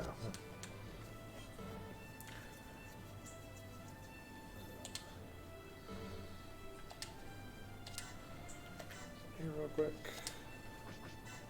Alright, so do you want to keep going or do you want to call it here? It's like just about 4 o'clock. Oh, it's early. We'll keep going. Alright. 27.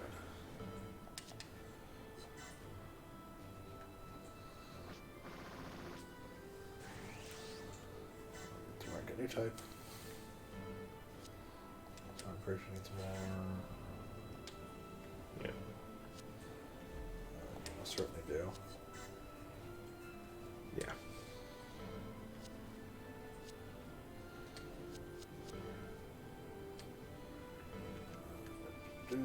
Yeah, so we'll do like one more mission here.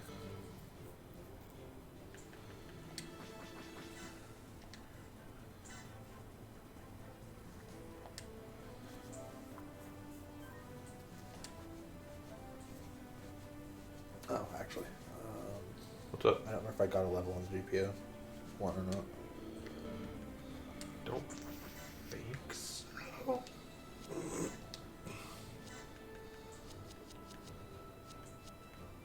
No. No. Didn't get a level. It only killed some mines. The Yeah. It didn't really- A-team didn't do much in that fight. No. We actually set A-team on the easy side of things. Right. So we're going to go ahead and start Blue Destiny. Blue Destiny. So I could set it up properly. 'Cause I think Blue Destiny, if I recall correctly, is 3 missions. So that means we can finish it out next time. Yep. And our team is still good because this is all Land-based. Yep. based. So now we can go into the fucking awful idea that is the exam system. 0093人類の粛清を目論むシャア・アズナブルの反乱によって地球は小地球へと落下を始めたアクシズの仮面と取り付き互いに争い合っていた者たちがただ地球を救おうとする彼をこの無謀とも思える行為に突き動かしたのはガンユーはその機体の姿をかつて自分を救った一人の少女の記憶そして今時を遡ること宇宙世紀007 Yeah, so Blue Destiny is technically this very weird thing, timeline-wise. Like, all the actual events of Blue Destiny take place during the 1-year war, except you know specifically that the main character does survive because he is Telling one of the the story, grunt. Well, he is basically. one of the grunt units that comes at the end of CCA to help push back Axis. Yep.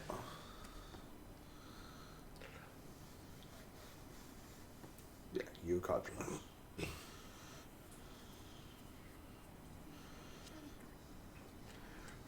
And this is Marion Welsh, the soul of a forsaken new type. Crabbed inside a machine. Somebody stop me. Didn't they have also given her the ghost of a shirt? No. Souls are naked. Deal with it. You aren't born with a shirt. Why would your soul have one?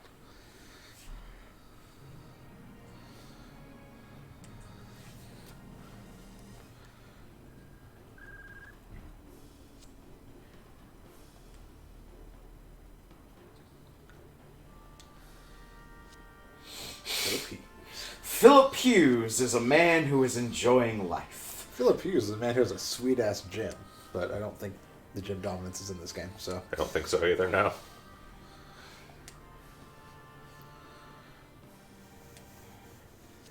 Design-wise, I've always felt Philip Hughes what would happen if Yazan Gable and Slager Law had a baby.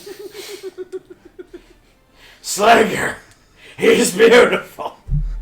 It's not that far off. Yeah. He's got his... You can see it now. Slager's chin and Yazan's crazy eyes. Yep. That's fantastic.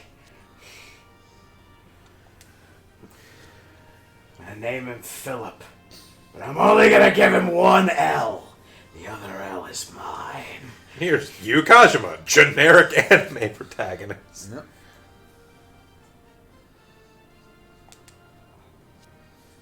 God, that man is blandness personified. And no, I can assure you that gym dominance is not in this. Otherwise, that is absolutely what San Diego would end up piloting.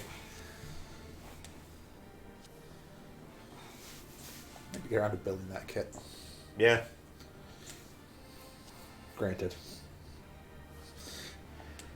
Yeah, no, unfortunately this one is missing a lot of the really interesting gym variants. It has a fair number of them, but it doesn't have the dominance, it doesn't have the interceptor, it doesn't have the gym guard custom. With its huge Interceptor's kind of fucking... disappointing, because the Interceptors, Yeah. they have space stuff, so. Yeah, but I mean... Phrasing. I feel like at a certain point they were like, fuck, Christ's sakes, we have enough gyms. Pare it down.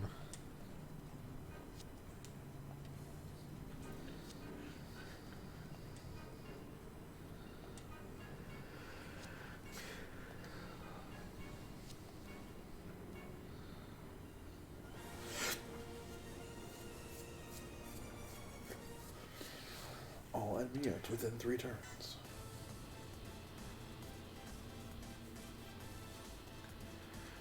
This is another one of those ones that's kind of a puzzle to a certain extent.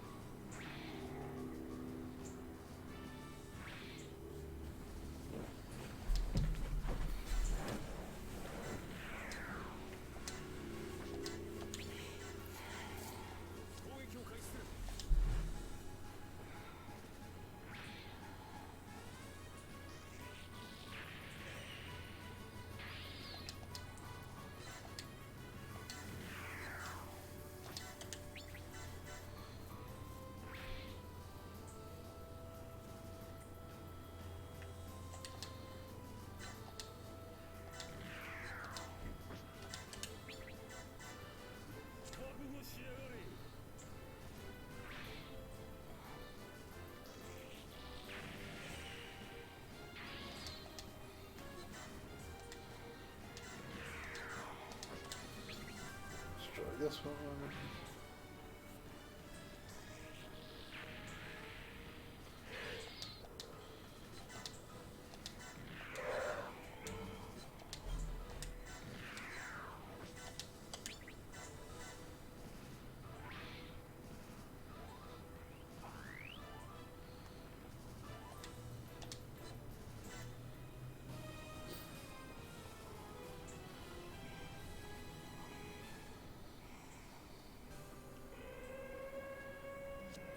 They spotted us because we blew up 2 tanks.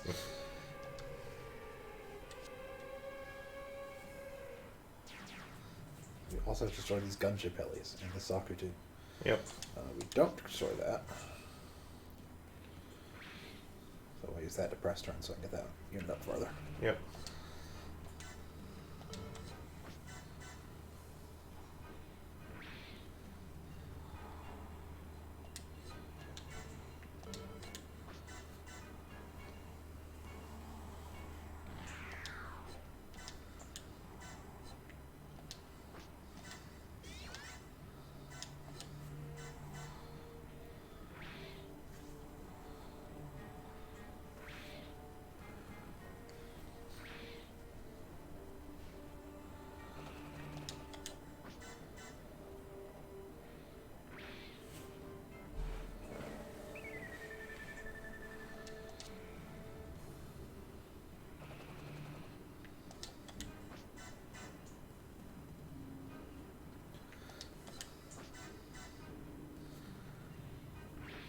Everything in the goddamn world probably wants to hit Cigarette or Philippines.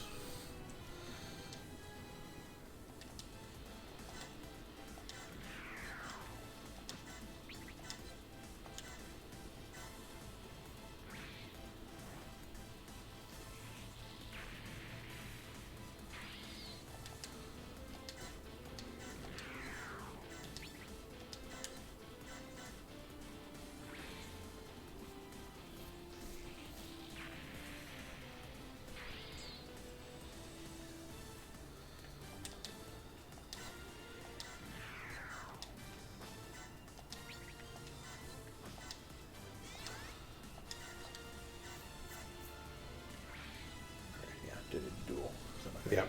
Yes, so you take 2 attacks.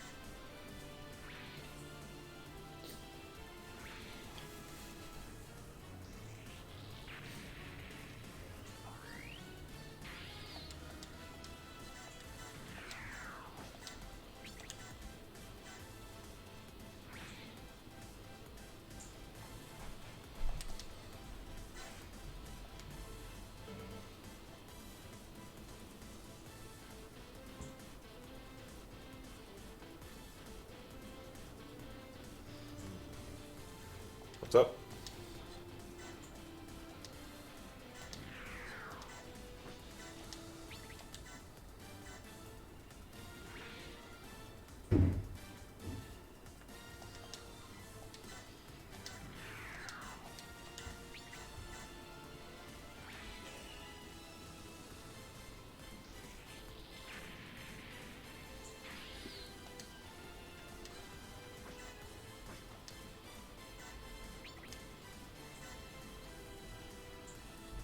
That will kill.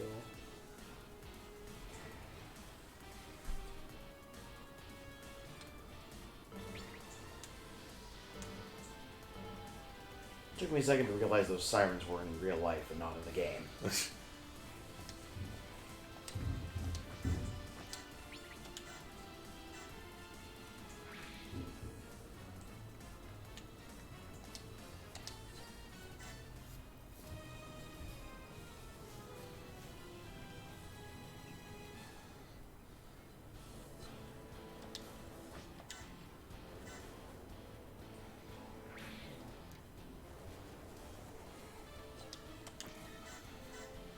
Please stop shooting at Philip Hughes. Thank you. I mean, part of it was in turn 1, he was the only thing that was in range of like half of it.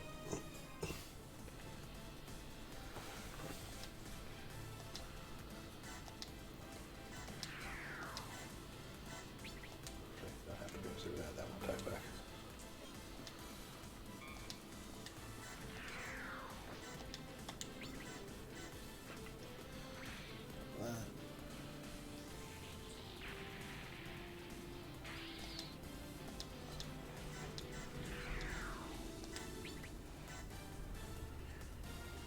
You're actually better off undo that. Back him out. Attack it with the other dude. Summoner. Huh. So attack the heli with Summoner to get support with Hughes. He won't support with Hughes. He's not the commander. He is the leader, so he's the one who Yeah, supports. true. And I need him to be able to move over because he doesn't have enough move to get over there to assist on shooting this because he's going to take 2 shots. Yeah, so have Hughes attack it. And actually need him. Well, no, because you're going on Hughes to attack it first, and then Summoner to finish it so he can chance step over. Thinking with a chance step, he's not going to be close enough to attack. And we're not going to get it. Unless we can get this down in 1 shot somehow. Why do you think he won't be close enough? Because right now he's at his maximum range to attack that. Right. And a maximum move from him does not put him within 4 of the... Well, I mean, then he can't get there anyways. Yeah. So.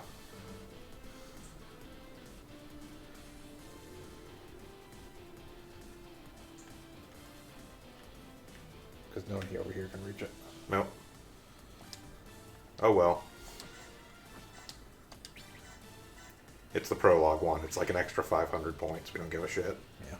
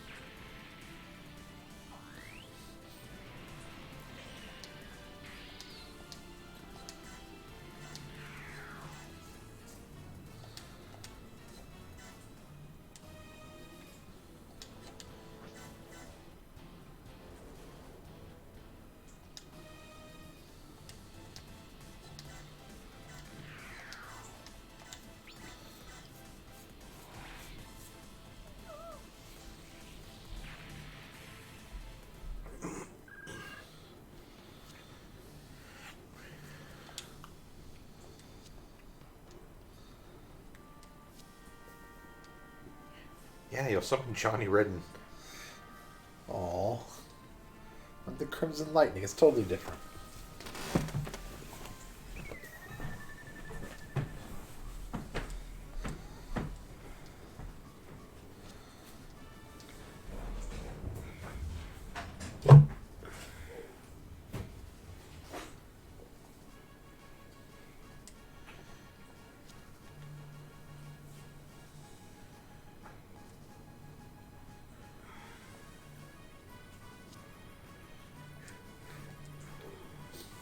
Here we go.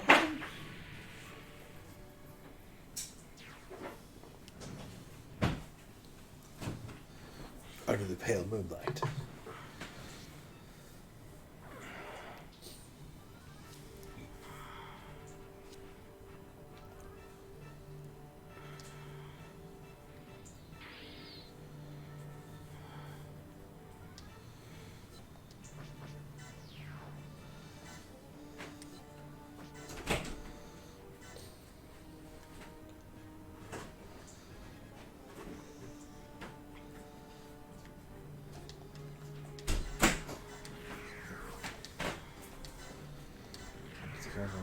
Reform here.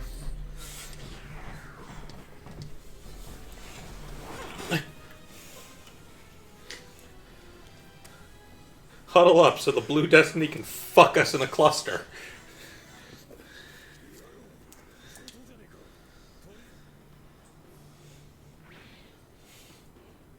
Oh.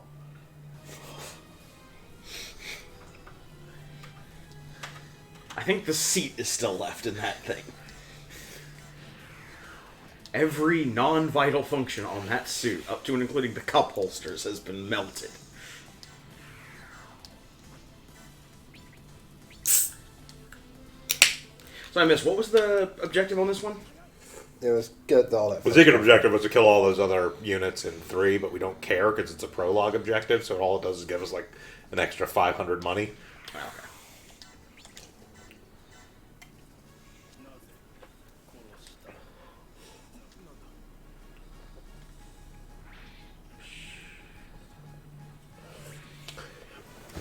Oh, it hits like a brick. Uh-huh.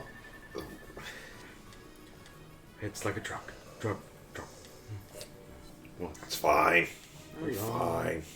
I mean, if I lose any, we lose, so.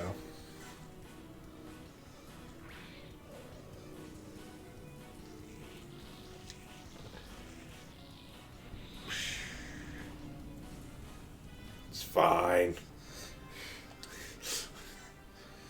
Yeah. I don't remember this one being such a fucking pain in the ass.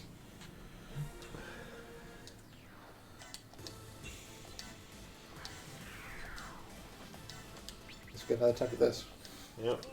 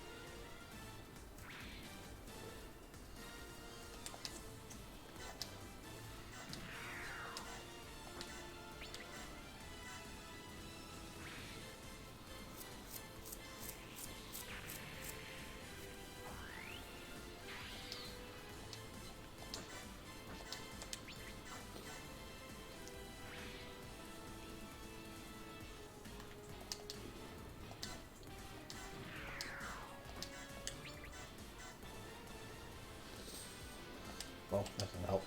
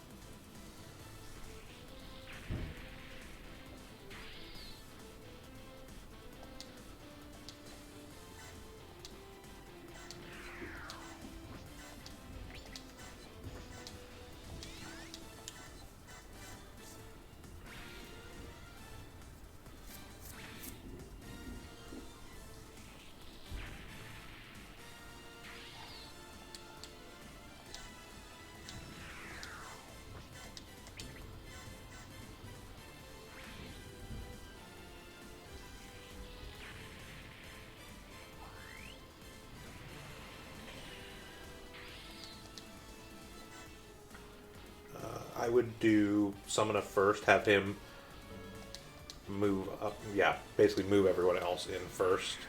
You can't get Like, Philip can't do anything, but Summoner, move him in, have him kill one of the Hellies to chance step, then move in so we can do you, it, so you can support.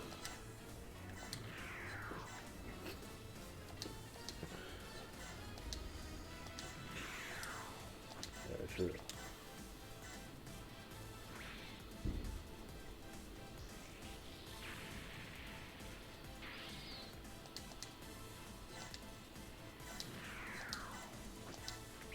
Oh, there we go.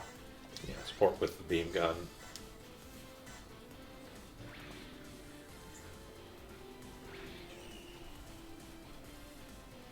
And then have Summoner take out the placement, and then the Helly you'll kill on counter. We'll kill counter attacks. So maybe has an extra buster off this. Oh, that's right, because yeah, he wasn't on final chance step. Nope. Yeah, so you're fine. There we go. Got it this time. We'll get those 1,000 points or whatever.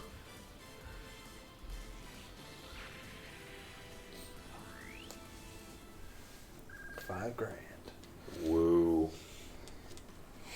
That's a lot. Money has long since stopped being a concern for us.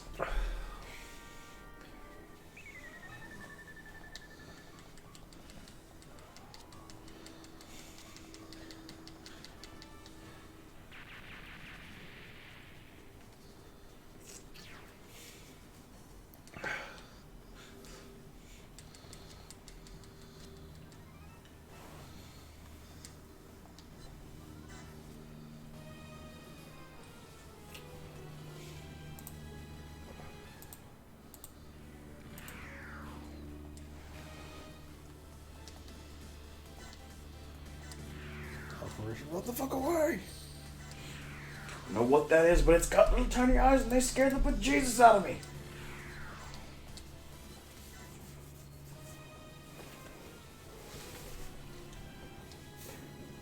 Oh, right. Oh, I kind of totally forgot that was like a thing. what's that? You can unlock Marion as a pilot in this. Huh. Okay.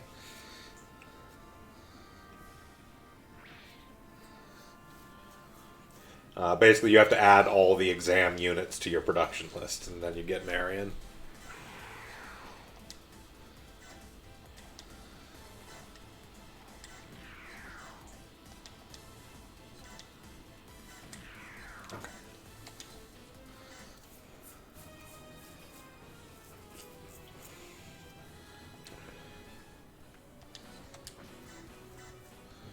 We kind of try to do this with one coordinated attack. Pretty much.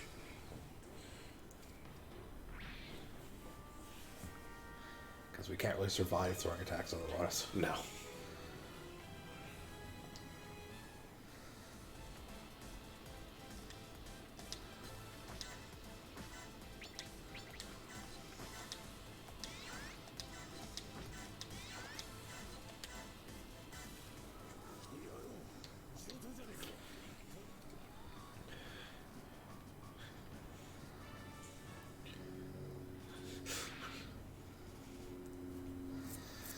So I'll do raw hits for 42? Yep. Okay, for 46.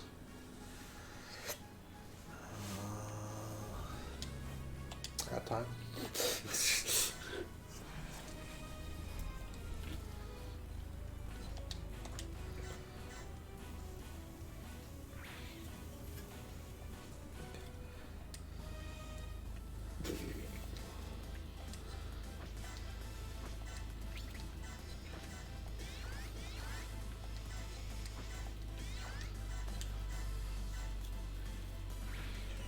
There we go. Well, that's helpful.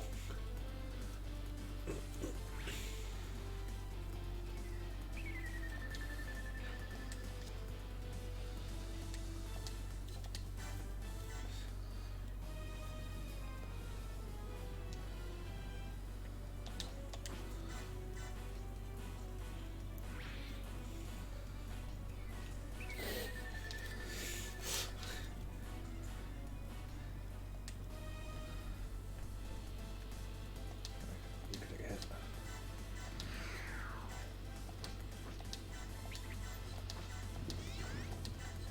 I need one of you to hit this man.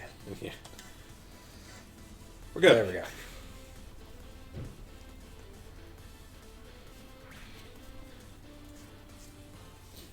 Yeah, that sucks. Yeah.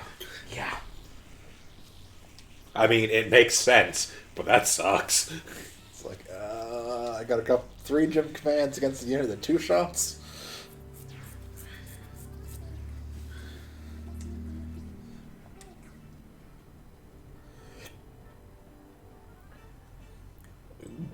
It's cool. It will just see a naked woman in the sky.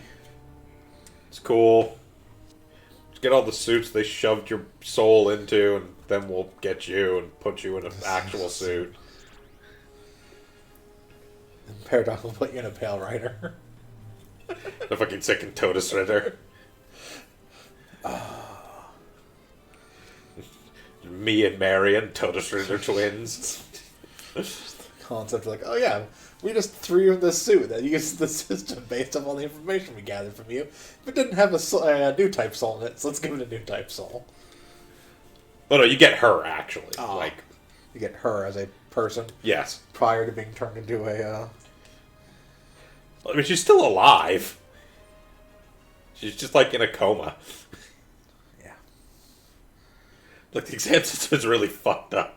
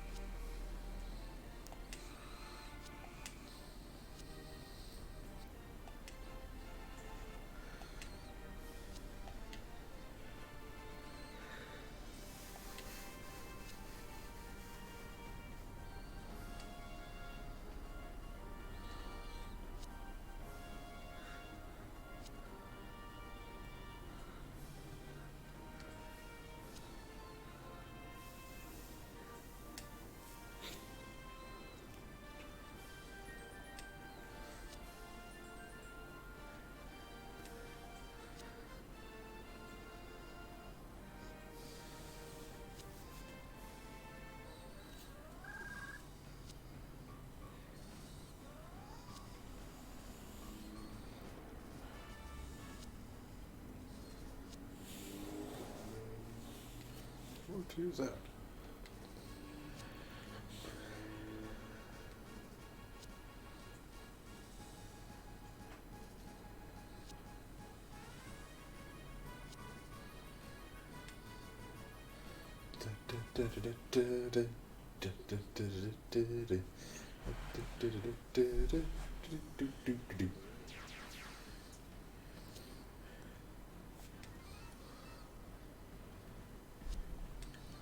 I hope it doesn't have a murderous Blue Destiny unit on it. It's fine. It'll be fine. It will be fine because this won't have a Zodiac Hawk with us. It's a non-Jew and all sorts of other nonsense.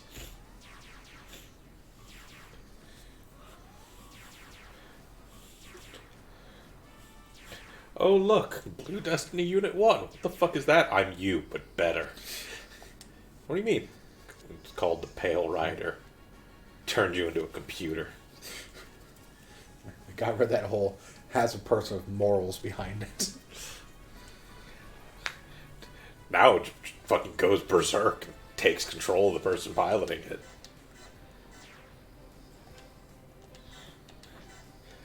Except this one doesn't want to stop fighting.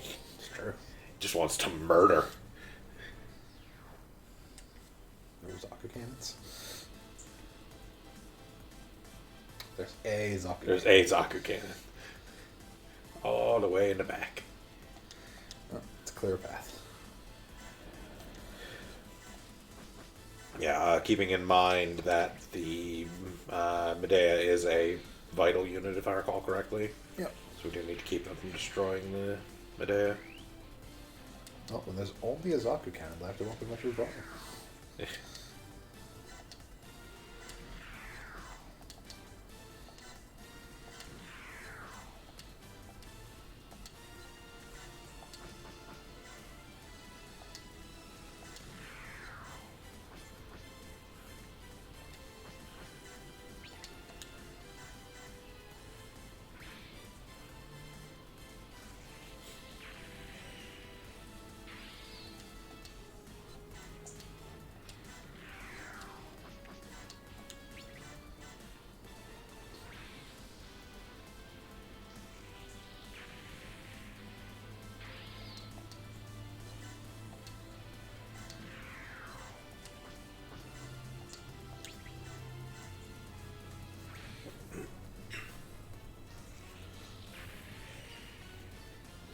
Level up.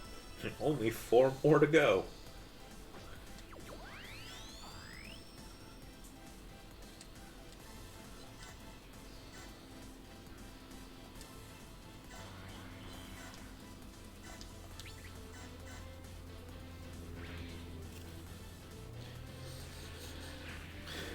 Like, I think strictly speaking, we can turn the Pale Rider into like all the Blue Destinies.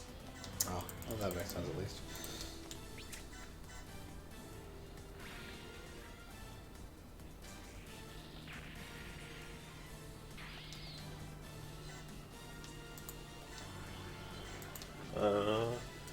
No, actually.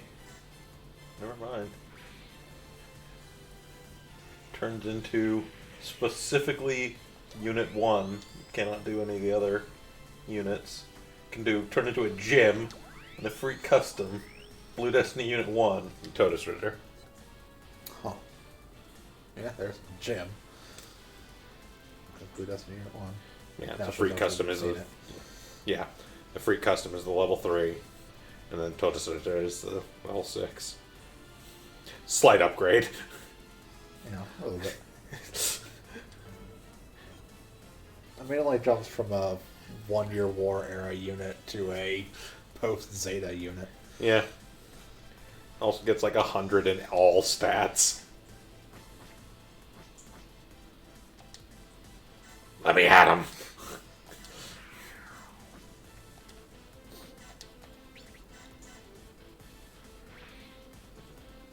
Aw. Did they just release Sting onto the battlefield?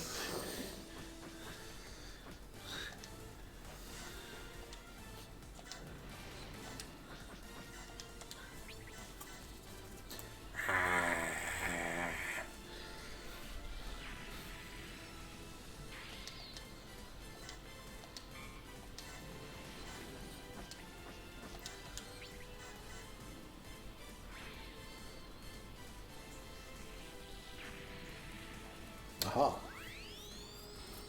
Now we can make... The Great Zeal.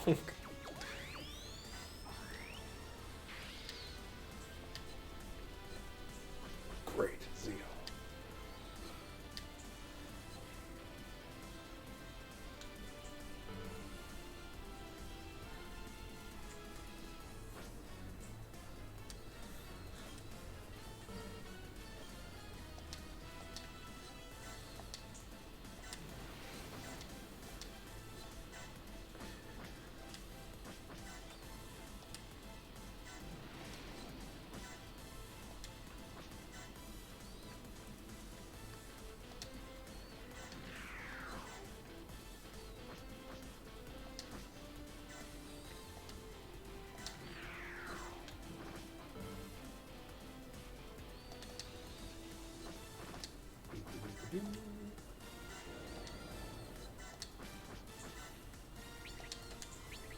Stars, missiles.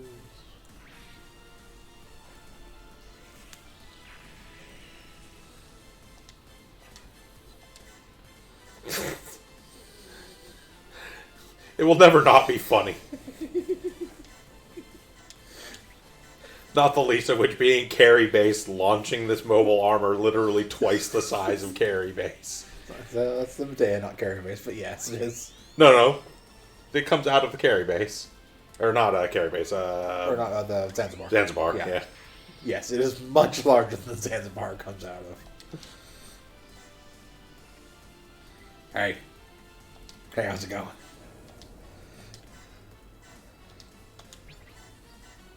Stabby, stab, stab.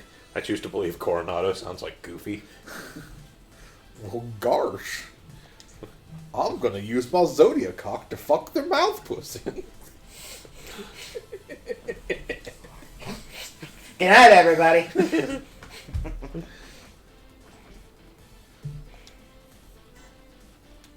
Not that shitty thing for me to kill there.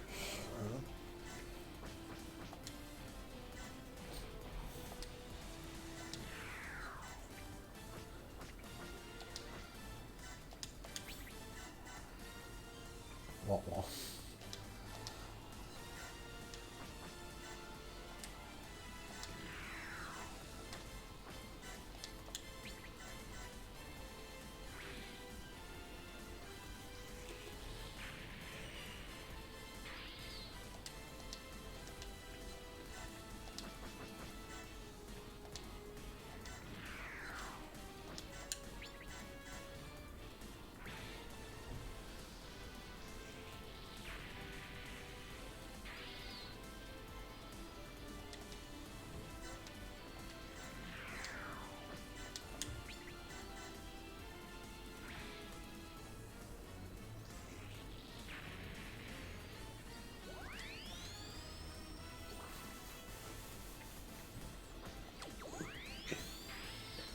Shit is such a weird fucking looking suit. Can't reach it. No, the only thing that's going to be able to actually get up to stuff is things that have midair rather than land.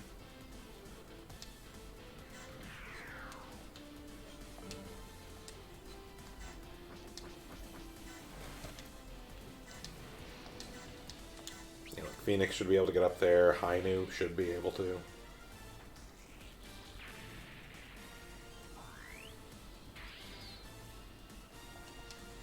Yeah, goof flight type will be fine. Yeah, I just hope it gets weak enough that I could kill it, but next turn. I should still be able to get new Gundam over there. Alright, but New Gun can go where the hell it wants and can practically refarm up and hit these things. Oh, doesn't it? New Gundam is not actually midair, interestingly. I mean, New Gun can basically attack the battlefield. I just need one more level on Flight type, yeah. It'll be fine. I mean, we need levels on the Hainu as well. Yeah, she said I don't need to go for that gunship hell with the high now. It can Yeah. reach other things. The flight type doesn't have that luxury. No, because despite being flight capable, it is still very slow. It's still a one-year war unit. It's not zipping across the battlefield like a crazy thing. I mean, you say that the Zuda is technically a 1-year war unit and has like 5 or 6 move. Yes, but it was also specifically a fast Wonder War unit that sometimes took itself apart and exploded. That was only a problem with the E4 version. The E10, totally different. All problems fixed. Yeah, we hired a PR guy. If anyone tells you differently, they're lying. Let us know immediately.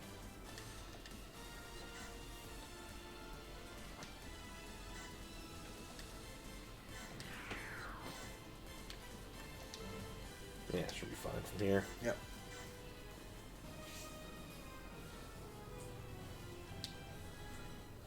Yay.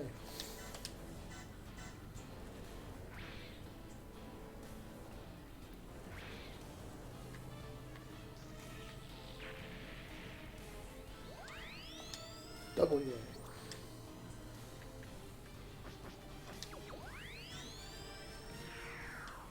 Sure. It's a bold choice for that Magella top cannon. It's a choice.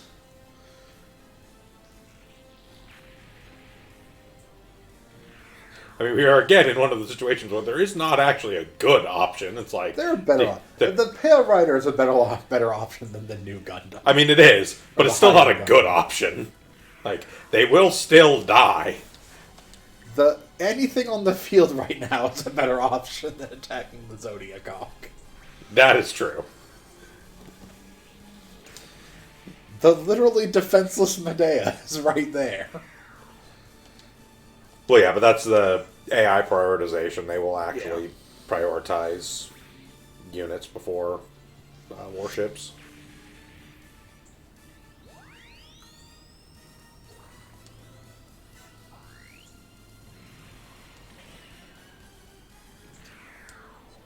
Aurora gets a bunch of kills and XP because enemies can't stop attacking him.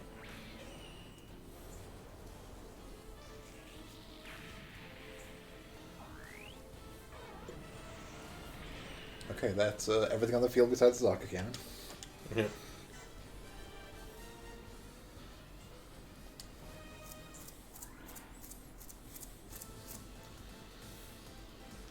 Now just slowly walk you over here.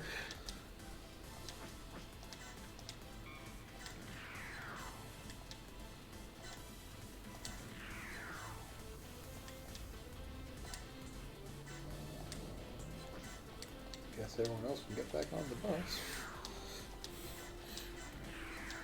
There ain't nothing to fight.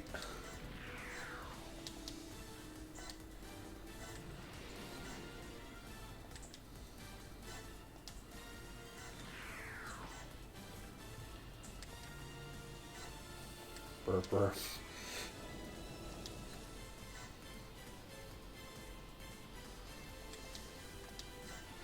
Just gonna leave the Hindu over there. So Yeah, just leave Amuro over there so the Attacks Zaka Hindu cannon will for no keep. reason. Yeah, we'll keep firing at it and missing.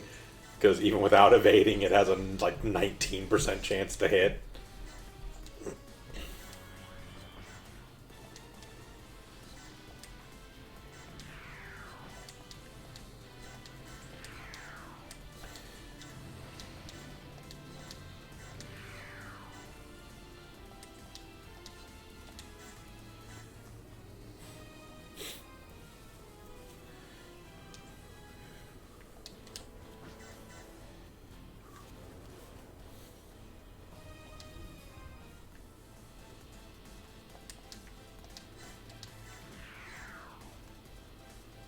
Soon more stuff's gonna spawn behind us. I believe so. I don't remember this mission that well, but I believe stuff does come up behind once you defeat the Raku cannon. I'd probably leave him central just in case it comes from the other side. Like, yeah, move up.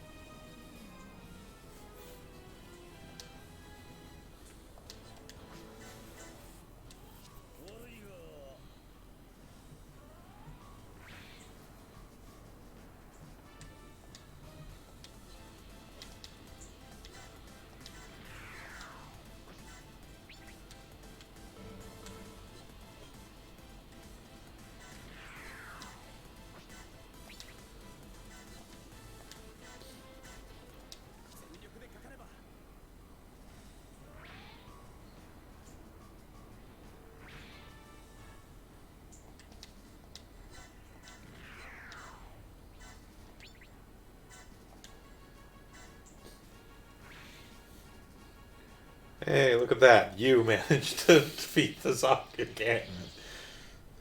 Strange they sent only one Zaku cannon to shoot down this Medea. It only took him 4.5 years to get there, but he did it. Dun dun dun. Friendly's a strong word. I mean, it's the Efreet costume, which also has the exam system in it. Yep.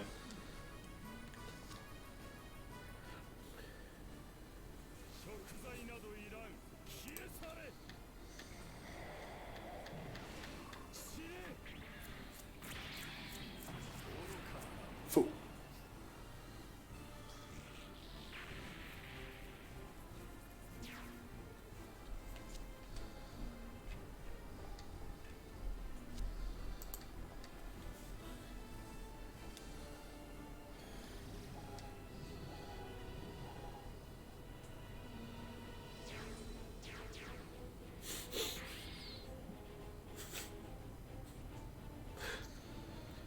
I'm insulted.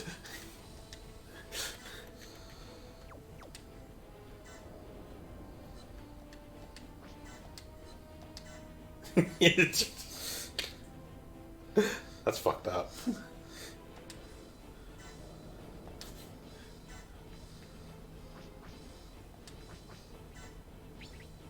Actually, I'll have a press turn off of it.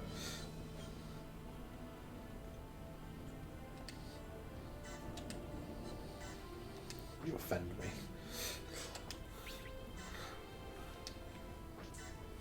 Offend the white base as well.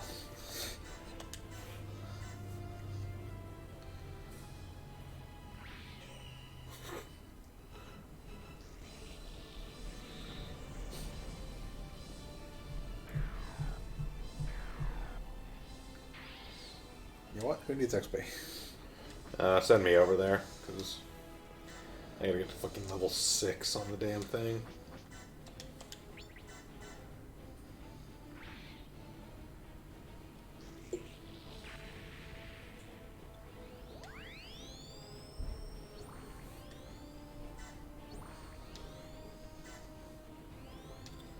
Quick push. Oh, good. He got emergency launch. All those 0 times he's ever going to deploy a mobile suit.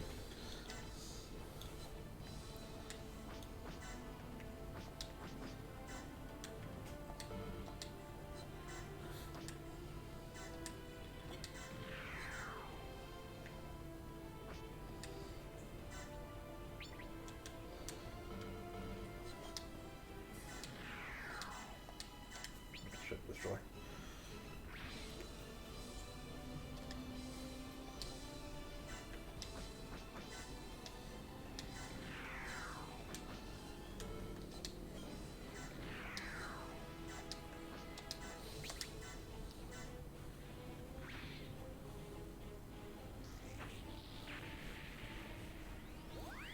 Yay, halfway. Up.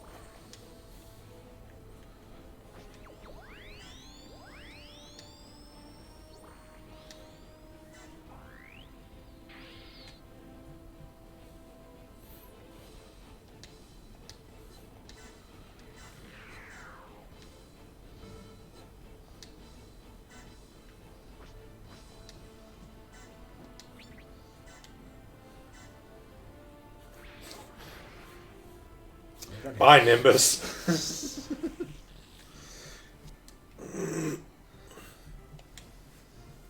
You're lucky you had your own on the field this long. Are we? You, like, showed up, killed one of your own units, and then Amuro punked you.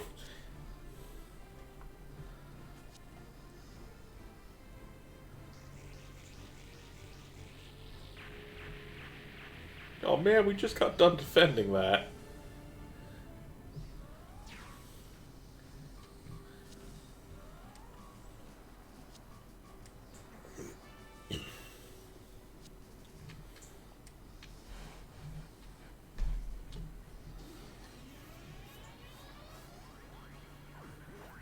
I hate violence!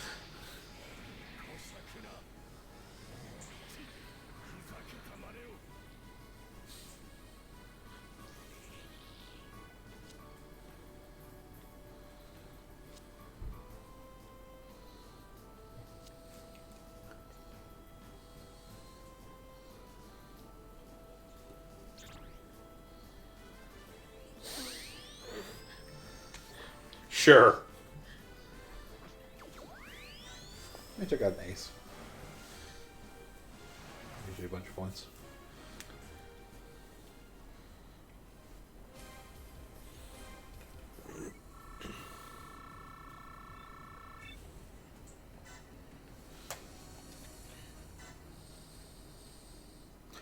Array by virtue of everything in the world attacking him. Yep.